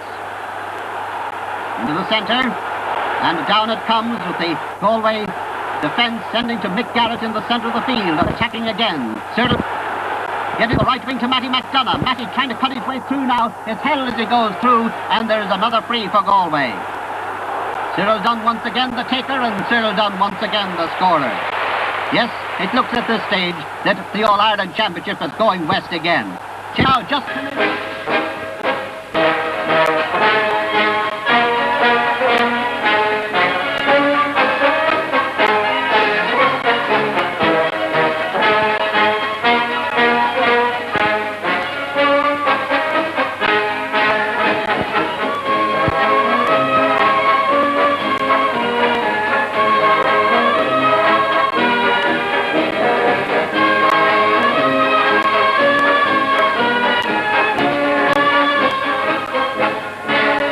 He canish Helen O'Haran, and Cuigula Fihid, Man 4, Mila Naked, Shaska Sachet. All-Ireland Football Final 1966. The teams in the big one of Irish sport, Galway and Meath. This is the clash that the country has been waiting for, so it's small wonder that thousands of people come from all over the world to see the Battle of Champions. 2 years ago, when these sides met in the semi-final, Galway won, and won narrowly. Ever since then, Meath have been waiting to have another tilt at Galway. Galway, who have won the last 2 All-Irelands and are now bidding for an historic 3 in a row. And the headline set for them on this All-Ireland final day by the Mayo Miners, who lead down 1 goal and 8 points to 3 points at half-time. So often, Mayo have come to Croke Park with great hopes of success. On many occasions, they have gone home disappointed. This year, they've come with a young team, and as ever, there is some close, interesting football in the match that is called the Curtain Raiser on final day. Mayo are hopeful of great things in the future. It was the Mayo side who ran Galway seniors so narrowly in the Connacht final. And now Mayo have a minor team, many of whom may well be fit for the senior side before very long. Down, who conquered last year's champions in the Ulster final, well, they try hard in this second half, in which they are favoured by the breeze. But try as they cannot match the all-round supremacy of a very, very useful Mayo team.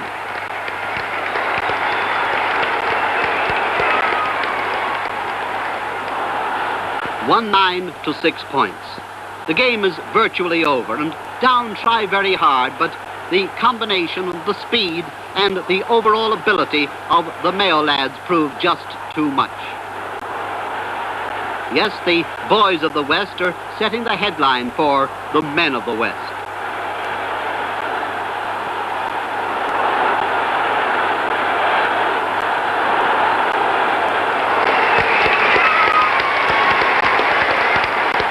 And as the final whistle sounds on the minor game with Mayo the winners, 1 goal and 12 points, to Downs 1 goal and 8 points, it is indeed a great day for the lads of Mayo.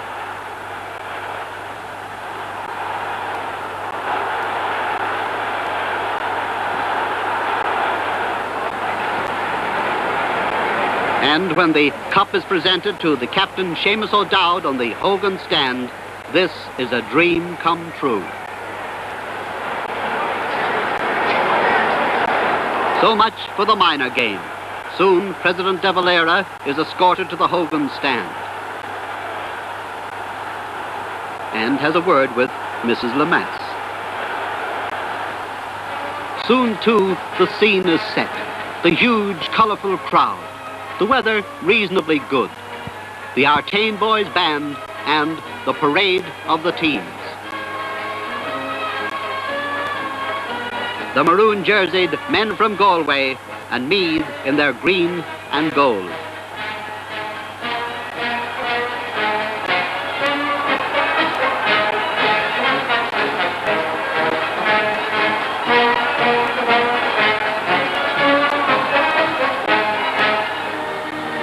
Agus anish aurán na bhíon.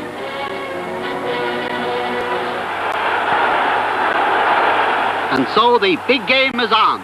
Galway favoured by the breeze in the first half are first to attack, with Jimmy Duggan sending a high ball in that's fielded by Jack Quinn, the Meath full back, but Jack is fouled and there's a free out for Meath.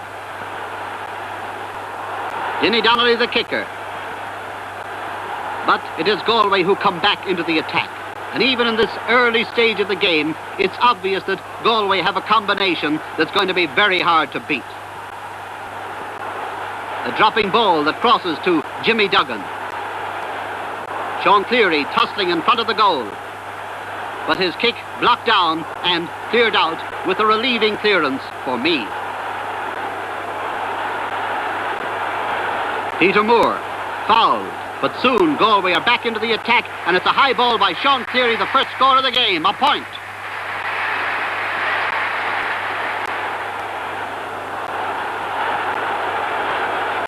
Meath swing back into the attack, but try as they cannot wear down this very sound Galway defence.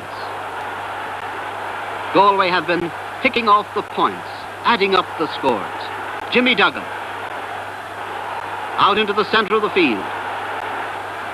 Pat Donlan, Seamus Layden, and a high ball that drops in near the goal mouth.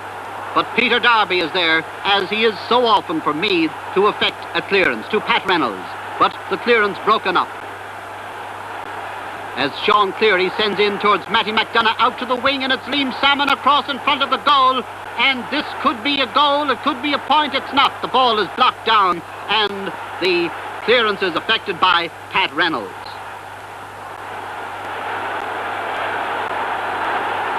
Back come Meath again. But still this defence is strong. Bosco McDermott with a clearance to the centre of the field. Added to by Enda Colleran.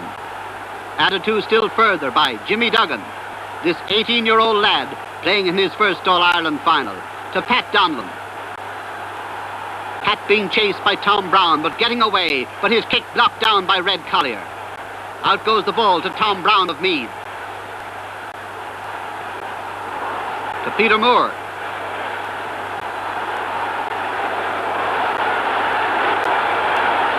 And Noel Tierney, having one of the best games of his life, feeling that one to clear it for Galway.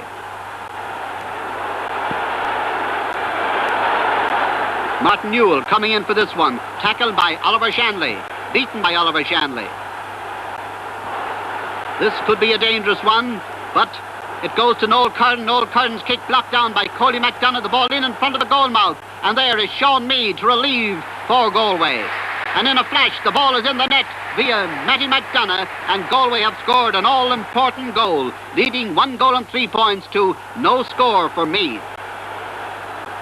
It seems hard to believe that as the points build up, Meath have yet to score. And there's their first score of the game. A point after 26 minutes by Murty O'Sullivan, making the score 1-5 to 1 point.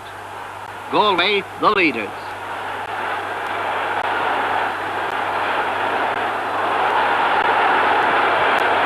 Liam Salmon getting out to the ball, in near the goal mouth.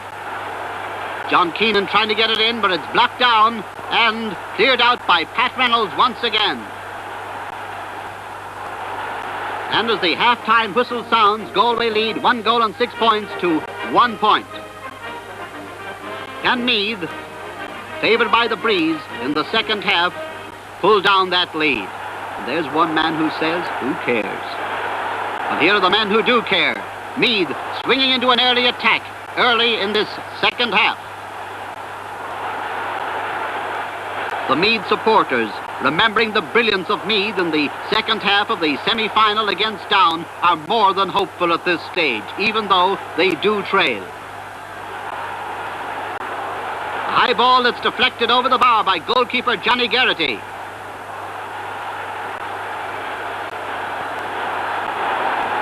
Into Collins, kick out into the centre of the field. Down to Jimmy Duggan. Up to Seamus Layden. And once again, the combination of the Galway men really tells. Jimmy Duggan waiting for the ball, but it goes instead to Matty McDonough, to John Keenan, and John Keenan high over the bar for a point for Galway. Another high-dropping ball, well feeded in the goal mouth, and about to be cleared, yes it is, by Jack Quinn to Pat Reynolds. Pat Reynolds turning defence into attack as he solos up the field.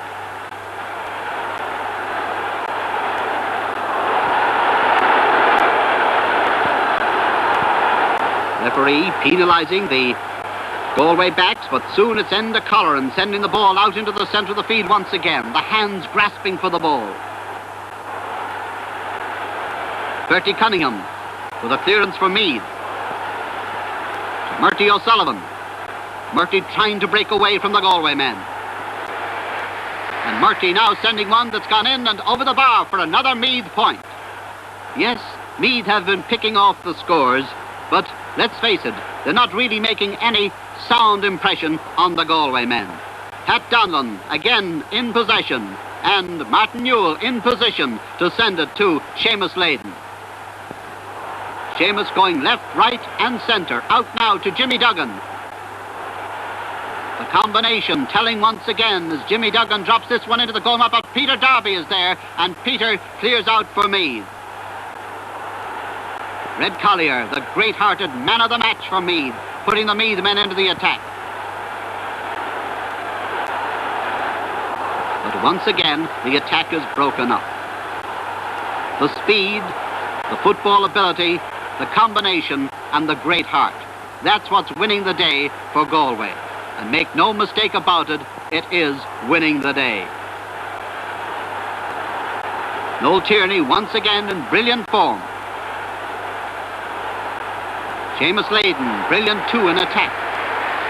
And Matty McDonough fisting one over to make sure of his 4th All-Ireland medal, the only Connacht man ever to win 4 such trophies.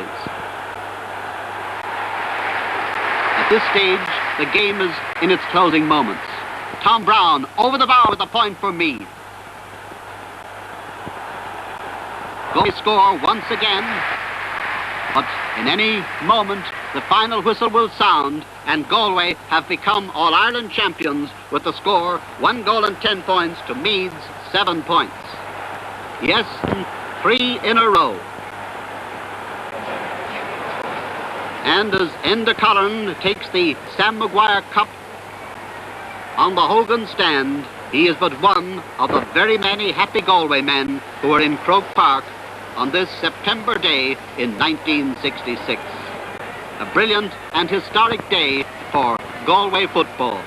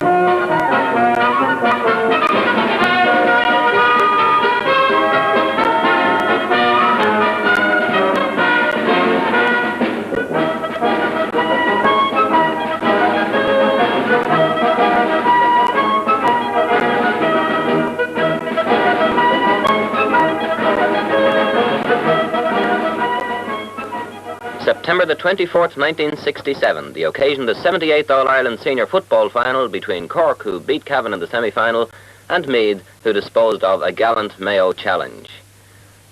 Everything remains to be seen now. Which team can make it? Will it be Cork? Will it be Meath?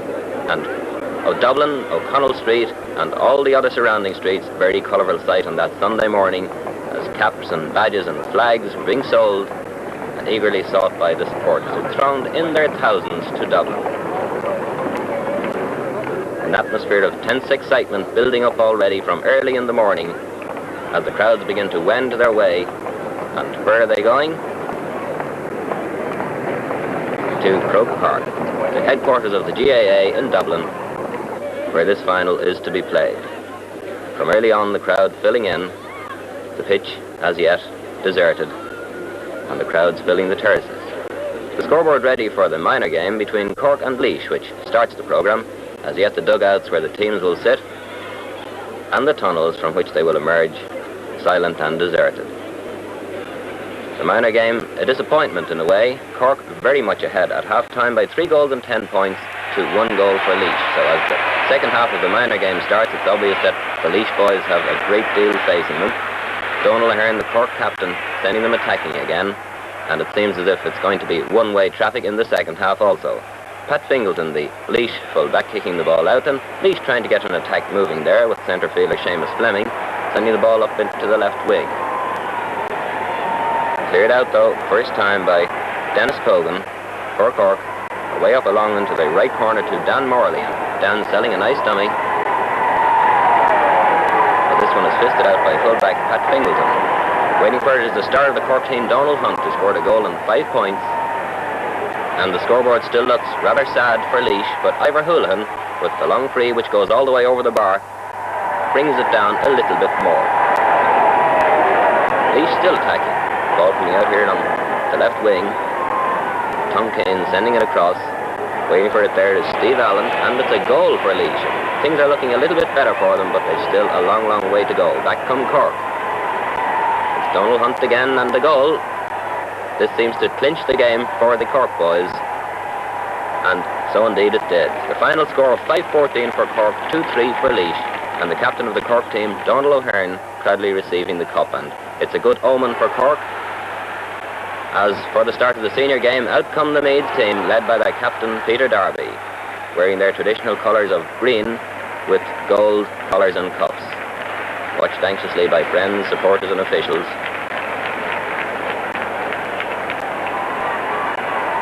Martin Quinn, the tall man there from Kilbride, a sub, waiting to come in, if necessary, on this Meath team. The formalities get underway, both teams having their photographs taken, and then the parade, led by the Artane Boys Band.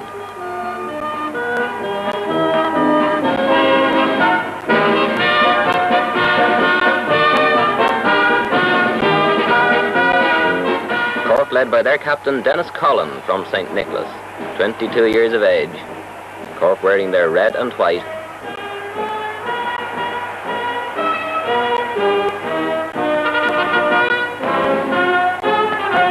And the Meath captain, Peter Darby, leading his men around. And the 70,000 crowd stand to attention for the playing of Aaron Naveen.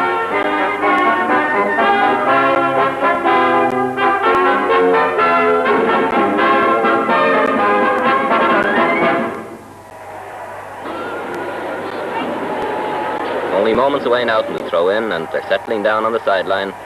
Tipperary man John Maloney, the referee, throws in the ball, and Meath are attacking right from the start.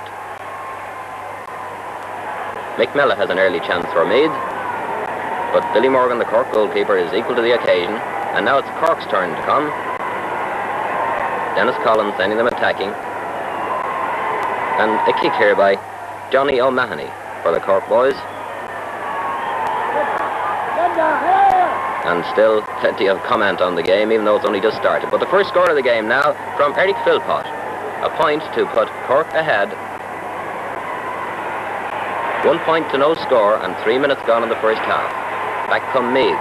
Along one into the centre is captain play, but it's Jerry Lucy, the Cork full-back, getting that ball, evading a tackle and clearing it well into the centre of the field. Terry Kearns following up for Meath, 50 yards out. A high left-footed kick, which has gone a little bit too much to the left and wide. Meath still striving to equalise this game, but now a line ball for Cork, taken by Bernie O'Neill, blocked down by Pat Collier, this ardent man from Stamullen, bursting his way out. And a long clearance away into the Cork half. Comes back to Tony Brennan for Meath. Tony trying to get his men moving. Blocked down to Mick Mellett, but Mick, just as he's kicking, slipped slightly, and this one goes to the left again. Plenty of hard play as Bernie O'Neill collects once more for Cork. And the Cork men looking the livelier with the breeze behind them in this first half. Being well urged on too. Free by Eric Philpott, and Cork are further ahead. 2 points to no score for Meath with 14 minutes gone in the first half. Mick Burke from Mitchelstown takes a long free for Cork, but waiting for it there in front of the Meath goal is fullback Jack Quinn, and Jack's kick is half blocked down, but out comes Red Collier, and Red Collier clearing this one out. 3 points to no score, with Flor Hayes the man who scored the other point for Cork. 19 minutes gone in this first half, and Meath have yet not scored. Mick O'Loughlin losing the ball in the centre of the field for Cork, but gathering it again, and a very nice kick, sending it high and over the bar, and it's 4 points to no score. Cork ahead. Will Meath be held scoreless in this first half against the breeze? Not if they can help it. A free for the Meath men. Nice catch by Terry Cairns, now moved up into the forward line, but his fisted effort goes wide, and Johnny O'Mahony kicking out for Cork. In the centre of the field, it's Matt Kerrigan. 3 minutes from half-time now. Matt's fisted effort goes out to the corner to Paddy Mulvaney. Paddy takes his kick, and this one has gone over the bar, and Meath have opened their account. 4 points to 1 at half-time as the Artane Boys Band pay their tributes to Meath and to Cork.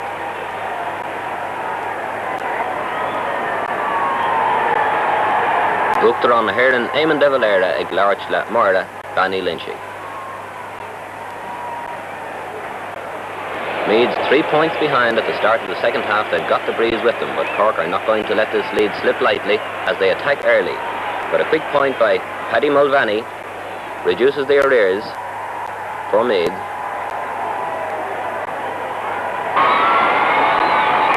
And now Cork beginning to look just a little anxious.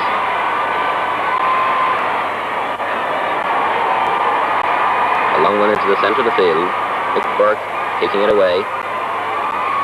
Pat Reynolds is there though for Meath, and he gets them attacking. Bertie Cunningham is there too. Bertie, a strong man from Ballivor, way down to the left corner, waiting for it is Noel Curtin. Noel in a bit of trouble, loses the ball, goes back for it again, gets it, and a lovely kick over his left shoulder and over the bar. It's now 4 points to 3 and 5 minutes gone in the second half. Now it's really up to these Cork men as Jerry Lucy kicks out the ball, and it's a high one. A nice run here by Frank Hogan for Cork. Being chased by Mick Mellett, and he'll have to go back for that one, won't he? A free by Tony Brennan into the Cork goal mouth is blocked down and cleared. Out in the centre of the field, waiting for it there, it is Matt Kerrigan.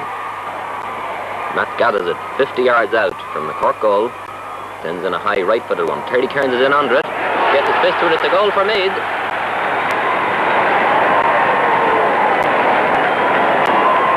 And now Meath are ahead by 1-3 to 4 points. There are only 7 minutes gone in the second half, and these Meath banners suddenly appear. A 14 yards free for Meath. Tony Brennan takes it, and it's 1-4 to 4 points. But Cork aren't beaten yet. Big Con O'Sullivan going through is fouled, and it's a free, which Con himself takes and sends it over the bar, his third point from 14 yards frees for Cork. Back from Meath, and a long hopping ball by Terry Cairns goes all the way over the bar to make it 1-7 to 8 points, with 8 minutes left in the game, and Meath ahead by those 2 points. A free for Cork. Pat Reynolds of Meath is waiting for it to send Meath away again. Right down the middle. Tony Brennan racing after there for Meath, playing a roving game today. Manages to keep it in play and gets it onto another man who's roving today, Paddy Mulvaney. Paddy's left-footed kick right across the goal mouth to Noel Curran. But this Meath attack finishes up with the ball going wide, and it's Cork's turn to come back again as time is running out. Cork by no means beaten as yet. A free for Cork. Not much time left in the game. It's blocked down in the goal mouth. Jack Quinn collects the ball, but the referee's whistle is gone, and it's the last minute free for Cork. They're 3 points behind. As Big Conor Sullivan takes a short one, the referee penalises him because one of his colleagues was too close to the ball, and Meath supporters ready to rush in on the field. Their team a goal ahead. Very little time left in the game. In fact, there's no time left. There's the full-time whistle, and Meath are the champions for 1967. And Croke Park erupts in a sea of green and gold.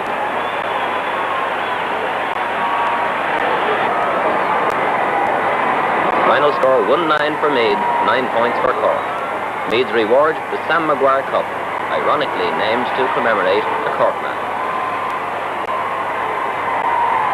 Some of the players finding it very difficult to get up there onto the Hogan Stand through the huge mob of their supporters and admirers.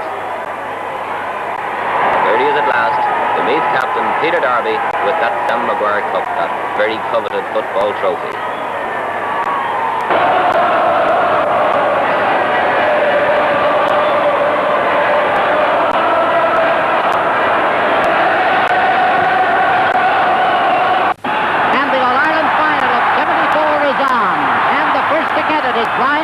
Dublin.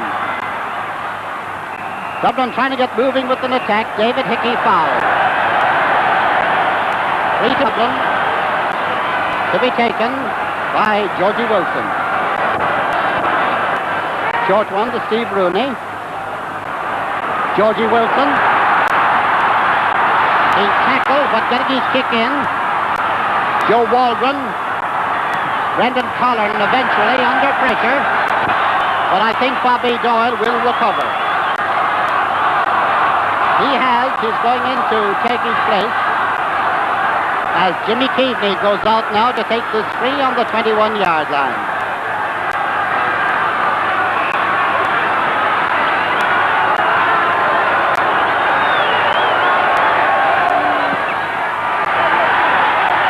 And it's gone wide across the goal and wide. A very tricky wind. Let nobody start blaming the sharpshooters today if they miss scores, because the wind, while strong behind Galway, is also, well, wrapping itself around the stands here and doing strange things. That's Willie Joyce.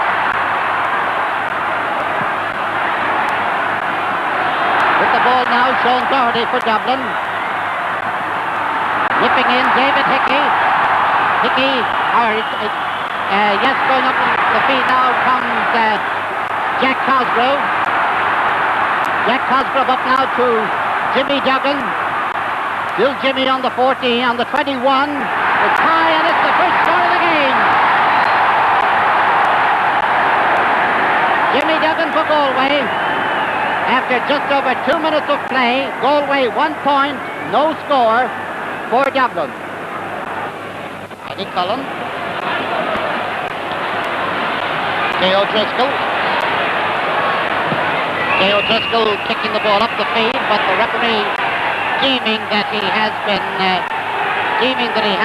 fouled after he kicked the ball. Tobin is down. John Tobin is down there. It must have been a knock as the ball was breaking away from him. It didn't seem all that when it happened, but he seems to be shaken. Anyway, the play resumes with a free for Dublin just outside the 50-yard line. Stephen Rooney. And Danton O'Toole grabbing a hold of that one. This is Tony Hanaho now for Dublin. This is David Hickey. And it is another point. A lovely move there. Danton O'Toole, Tony Hanaho, and then eventually David Hickey sending it over to make it now 1 point each. The second score of the game after 13 minutes of play. I noticed that John Tobin is playing at left half forward now, and Pat Sands top of the left. These are the kind of switches that I think everybody expected would happen on both sides of the field. Tony Hanaho is back at centre half forward now, and Anton O'Toole is back at top of the left. This is Stephen Rooney for Dublin. Tom Naughton. Alan Larkin after him. Knocked him up now towards Liam Salmon. Liam trying to get to it before it goes over the line, succeeds.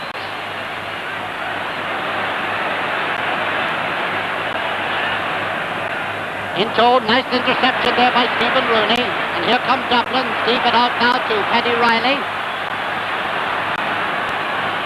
Anton O'Toole out for it, but Joe Waldron there, and eventually it is Anton O'Toole. Anton O'Toole going right away. John McCarthy's on his outside. John McCarthy gets it now. John trying to work his way through. Out to the referee has blown his whistle. The referee has blown the whistle for an obvious foul there. The referee had blown his whistle. The ball was sent over the bar, but the referee has blown his whistle, and there's a free for Dublin dead straight in front of the goal, and Jimmy Kingsley will take it. Jimmy, who came back to inter-county football after 2 years' absence in the game against Louth this year, well, this should be a formality for him. And it is. Jimmy Keaveney tapping that one over. And that makes the score now. Dublin 2 points. Galway 1. Michael Rooney.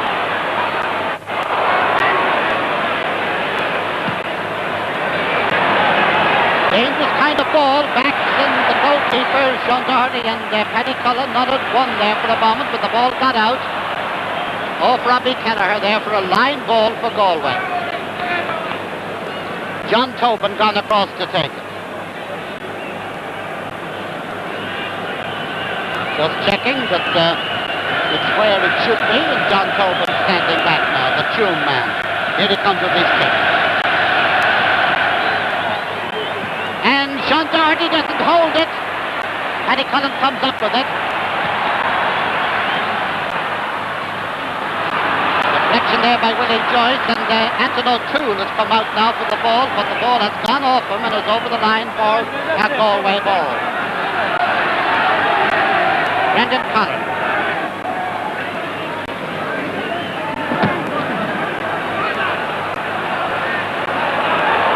Ryan Mullen. Intended pass to Bobby Doyle. Nice pull there by Paddy Riley. Oh, a lovely interception by Anton O'Toole. In it comes down to John McCarthy. McCarthy had the ball knocked out of his hand, and Gabriel Mitchell gets it out. And here comes Jimmy Keaveney. A lovely curling one, but no, it's not gone out. I was going to say too much of a curl. This is Tony Hanahoe. David Hickey. David trying to work his way through, and the referee penalises Galway for holding on to him outside the penalty area. Into Dublin on the 21-yard line. Jimmy Keaveney to take it. 2 points to 1 at the moment. Dublin leading. 24 and a half minutes gone.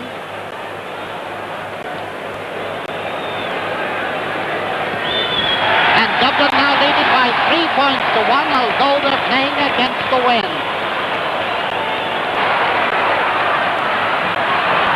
Tom Nocton, who's centre half forward for Galway. And Tom stands top of the right. This is John Tobin.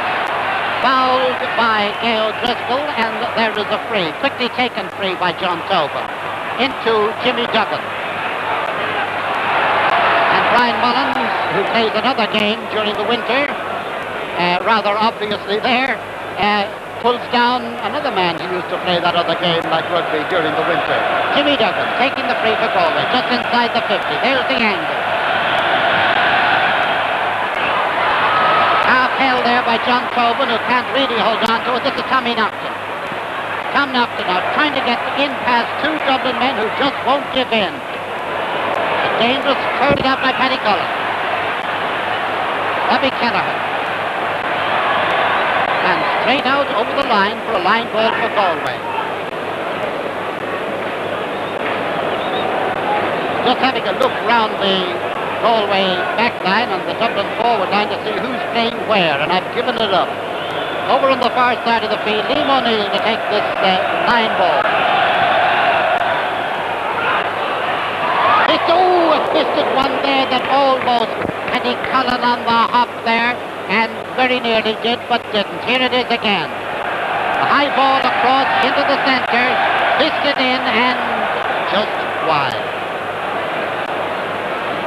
Pick out by Paddy Cullen, just over 30 minutes gone. Dublin with the win, leading 3 points to Galway 1. Michael Rooney. Now George Cody McDonough. Cody being chased now by Robbie Kelleher. Played a little bit too long with it, but it's worked all right for Galway still. Tom Naughton tackled there by Alan Larkin, but Alan gets the ball back, or Tom Naughton gets it back. Tommy Sands, Liam Salmon. David Hickey down there on his own end line, harassing. And it's a goal! Michael Rooney! A goal for Galway, scored by Michael Rooney. And here it is again, the ball coming in from the wing, high across in front of the goal. He's outside the parallelogram, there's no argument. Kicked it in by Michael Rooney, and Galway lead 1 goal and 1-2 Dublin 3 points. There he is, the man who got the goal, the man from Cortoon, one of the 2 Galway men from that club on the team here today, and this is Paddy Cullen. Paddy tried to get to it, he couldn't make it. It all got him by surprise. Paddy with the kick out. That's the kind of a score that might waken this game up, and here comes Stephen Rooney to Brian Mullins. Out and on the wing now to Anton O'Toole. Anton too quick with the sidestep there for Joe Waldron. And he's still going on. He fits it in and it is over the bar. Anton O'Toole jazzing his way through there with a series of sidesteps and eventually that fisted shot over the bar to make it 4 points each. 4 points for Dublin, a goal and 1 for Galway, and that's 4 points each. 32 and a half minutes gone in the first half. Billy Jones not holding it. Johnny Hughes. A tail to it, and it's not gone out over the line. I know Johnny Tobin thought it, so did Gay O'Driscoll, but it is Liam Salmon getting it in out of Tom Naughton, and it's a point. Both teams beginning to move again. A nice movement there, finished by Tom Naughton. The score, Galway 1 goal and 2 points, Dublin 4 points. 33 minutes gone in the first half. Paddy Cullen placing the ball for the kick out. And the crowd, who seem to be lulled into some kind of a sleepy feeling, beginning to wake up now. Everybody waking up, including the players.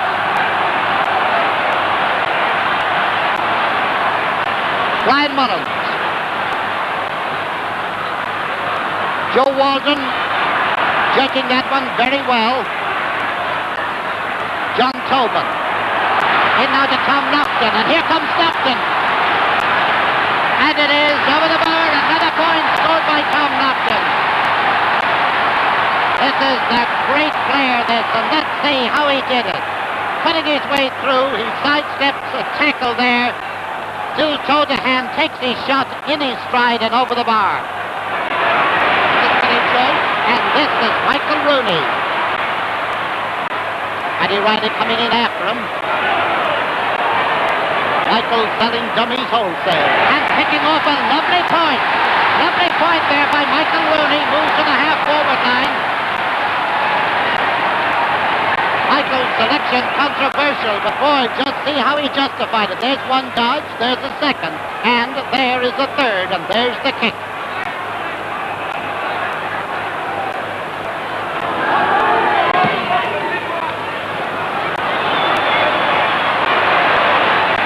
Nicely held there by somebody.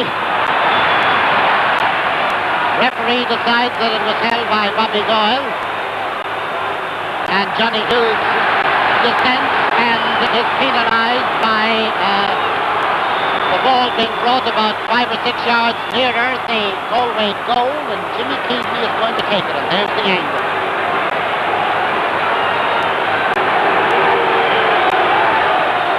Dangerous one, fisted in and over the bar for a point for Dublin. A fisted high ball that came in there. It may have been Brian Mullins, or it may possibly have been Bobby Doyle as the ball went lobbing in there. Brian Mullins was in under it. And the score, 1 goal and 4 points for Galway, 5 points for Dublin. Either Bobby Doyle or Brian Mullins, I would give the credit for that one too.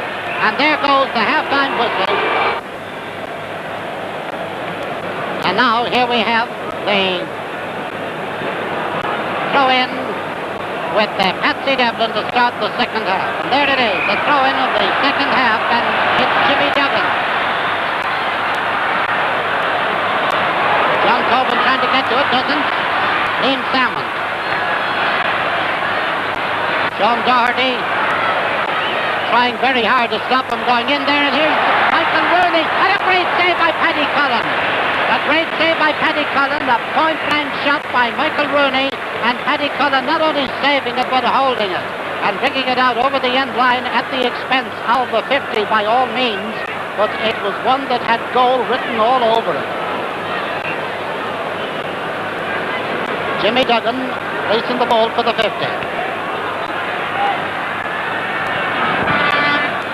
Shortish, her plan to Tom Nocton.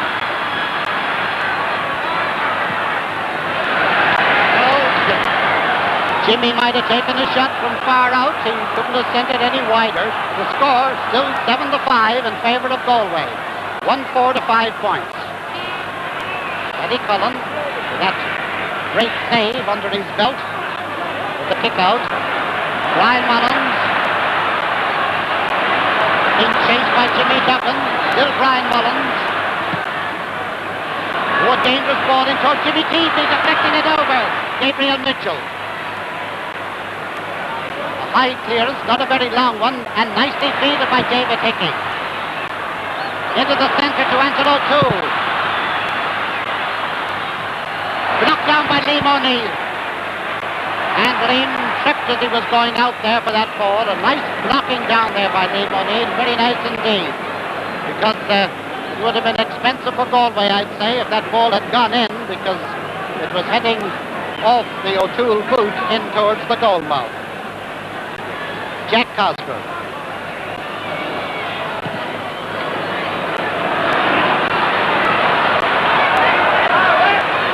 Eventually David Hickey held.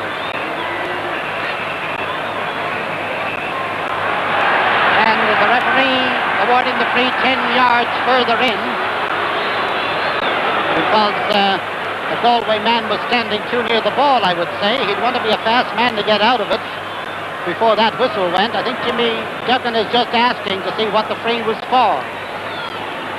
Jimmy Keaveney takes it, and Jimmy Keaveney sends it over the bar. A point for Dublin, the first score in the second half, and now there's only 1 point between them.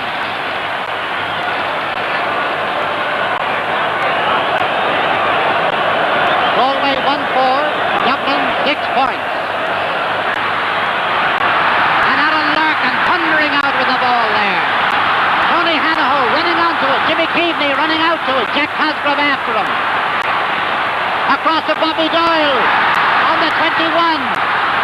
Bobby's shot deflected down there by Johnny Hughes, and it's Gabriel Mitchell.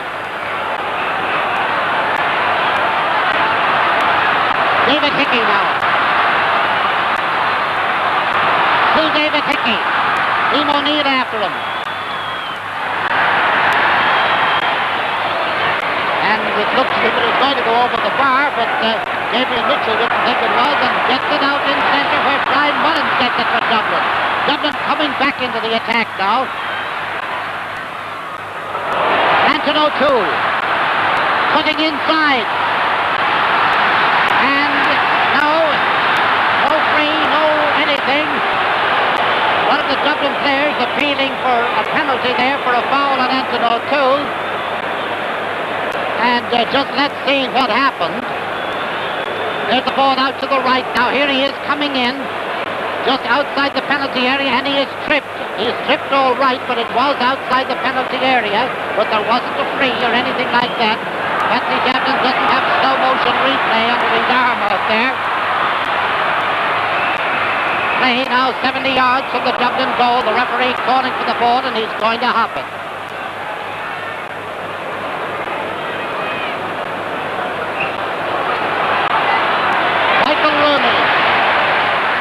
The game of his life since he developed into a senior here today. He's having a really fine game, getting that ball out now to Tom Nocton. John Tobin. And he gets away from Gay O'Driscoll this time.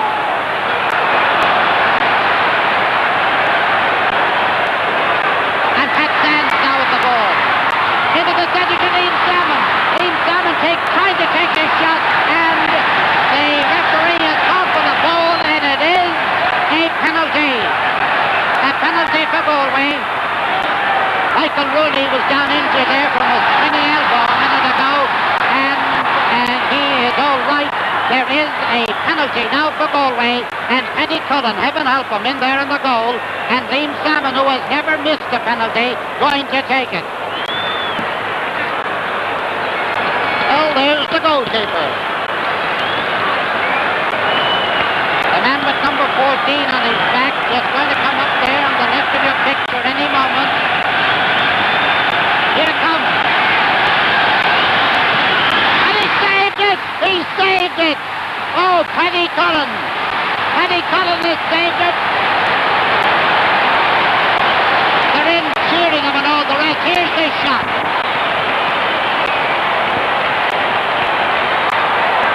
And he gets his hand to it, deflects it out, and he deflected it over the line for a 50. But by heavens, what a great save it was. Liam O'Neill. This game really will wait now. Liam O'Neill's 50 is high. There's a tail to it going to the right, but it's held in play, and there's a free out there as Robbie Kelleher is held in his own end line. 1 point between the teams. Galway 7, Dublin 6. 1-4 for Galway, 6 points for Dublin. Just 14 minutes or so gone in this second half. And what a great second half it is. Oh, lovely getting down to the ball there by Brian Mullins. The nerves are gone and the football is here. That's what it would appear to be. And the referee has gone running up, has seen something, and is awarding a free to Dublin from about 25 or 30 yards out from the Galway goal, just near the sideline. There you can see it on the left, and Jimmy Keaveney is going to take it.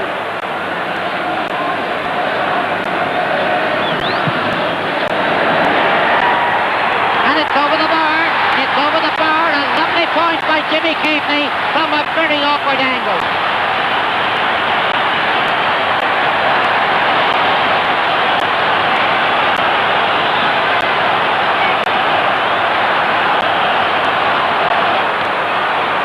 Stephen Rooney now.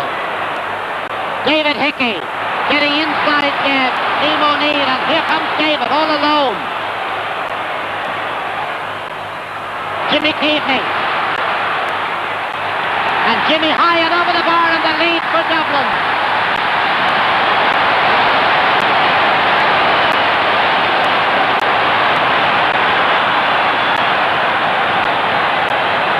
A hill that was almost silent in the first half, even when Dublin got scores, becomes active, electrifying and loud as Dublin take the lead by 8 points to 7. Dublin 8 points, Galway 1-4. 18 minutes gone in the second half, and this is Brian Mullins. This is Stephen Rooney. And this is John McCarthy. Still John McCarthy. And John McCarthy sends it over.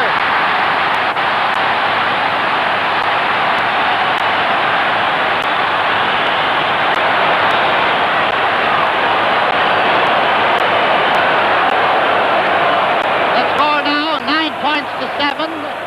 Dublin 9 points, Galway 1-4, and there's a substitution on the Galway team. We're just trying to sort out who's gone off. It's Jarlath Burke who has come on in the forwards. Jarlath Burke, right half forward. Pat Sands, top of the right for Galway. And Willie Joyce in the centre of the field. No doubt about that being a foul, and no doubt about Willie Joyce not liking it. One of the Dublin men down injured. 20 minutes gone. The man that's down is Stephen Rooney. Free to Galway to be taken now just inside their 70-yard line. And it will be taken by Johnny Hughes, but the referee signals to Johnny to hold on a second. As Stephen Rooney resumes and takes his position.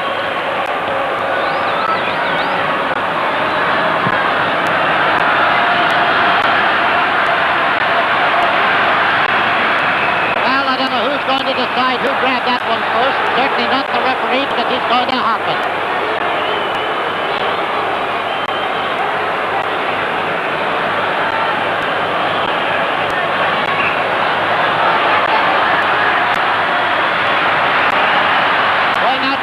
Riley for Dublin. Jimmy Dublin trying to block his way, succeeding. And here comes Galway. Oh, Galway touchdown! A great save by Paddy Cullen again. Alan Larkin's kick knocked down. Tom Lockton fouled and a free in for Galway. What a great save with his knees, shins, I don't know where it was, but he got it out. Ball being placed by John Tobin. John bidding, believe it or not, for his first score of the game.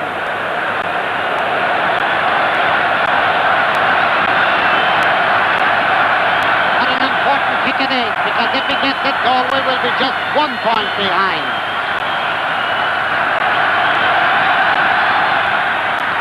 He's got it, but Galway are just at 1 point behind. Liam O'Neill now. Willie Joyce. Galway looking hard for this equaliser. Jimmy Duggan now.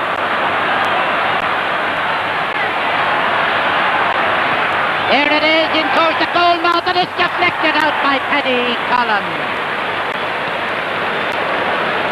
A 50 for Galway.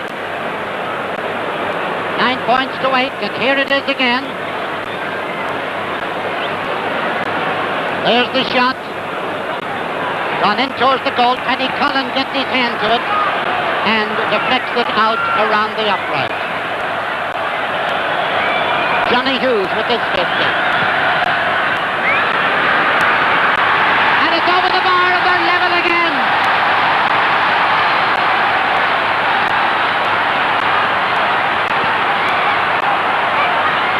Well, 25 minutes gone, it's 9 points each. 9 points for Dublin, 1-6 for Galway. Tony Hanaho getting it inside. Joe Waldron. Robbie Kelleher. Anton O'Toole gone over to the far side of the field now with Johnny Hughes after him. Referee penalises Johnny and a free to Dublin.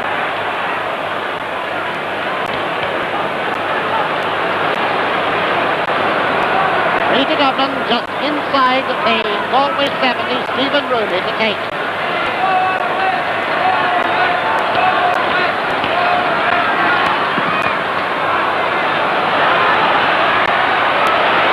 Ball held there by David Hickey. David tried to pass it out, but had to go out and get the pass himself. Up to Anton O'Toole.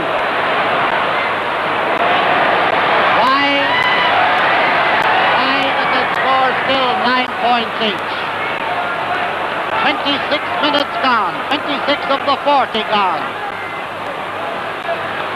Gabriel Mitchell.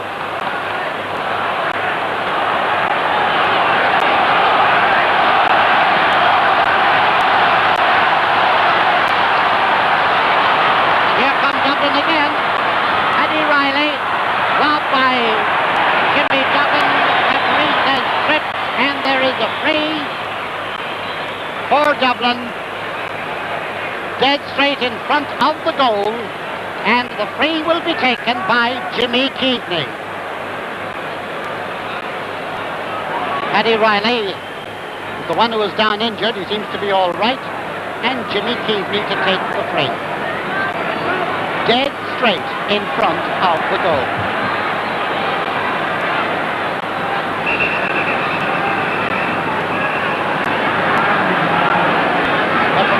Shooting at a couple of the Dublin mentors to clear the field. As Jimmy sends it over and the lead for Dublin again.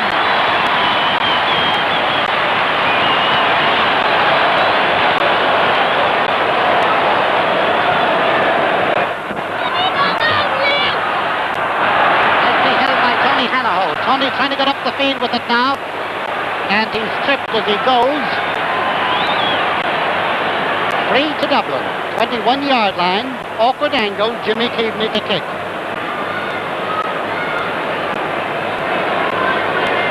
Ten points to 9. Dublin leading by the 1.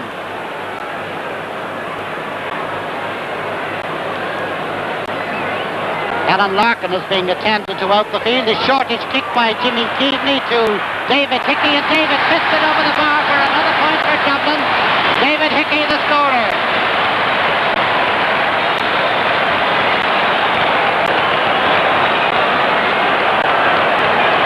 A nice effort there is a short free by Jimmy Keaveney to David Hickey and over the bar, and now it is 11 points to 9. Dublin leading. David Hickey again. Jack Cosgrove doesn't hold this one. Jimmy Keaveney does. And Jimmy makes it 3 points.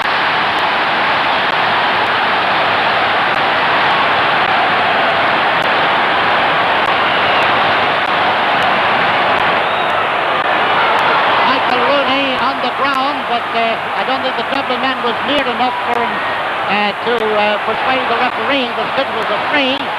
In under the ball there, Jack Cosgrove.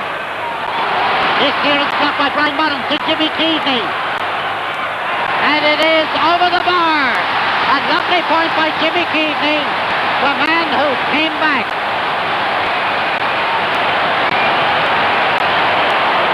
"13 points to 9. Dublin leading by these 4 points.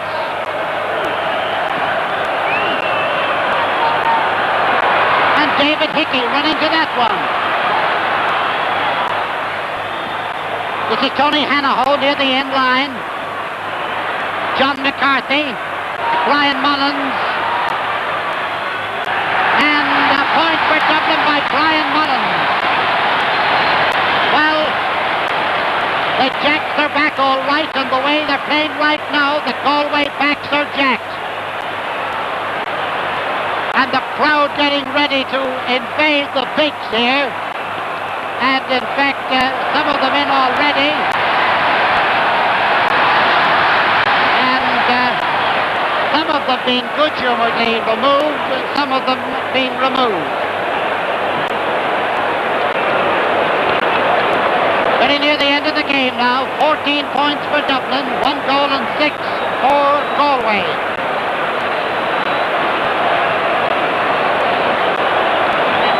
Heffernan down there telling them to stay back from the end line. Referee going down to tell them the same thing.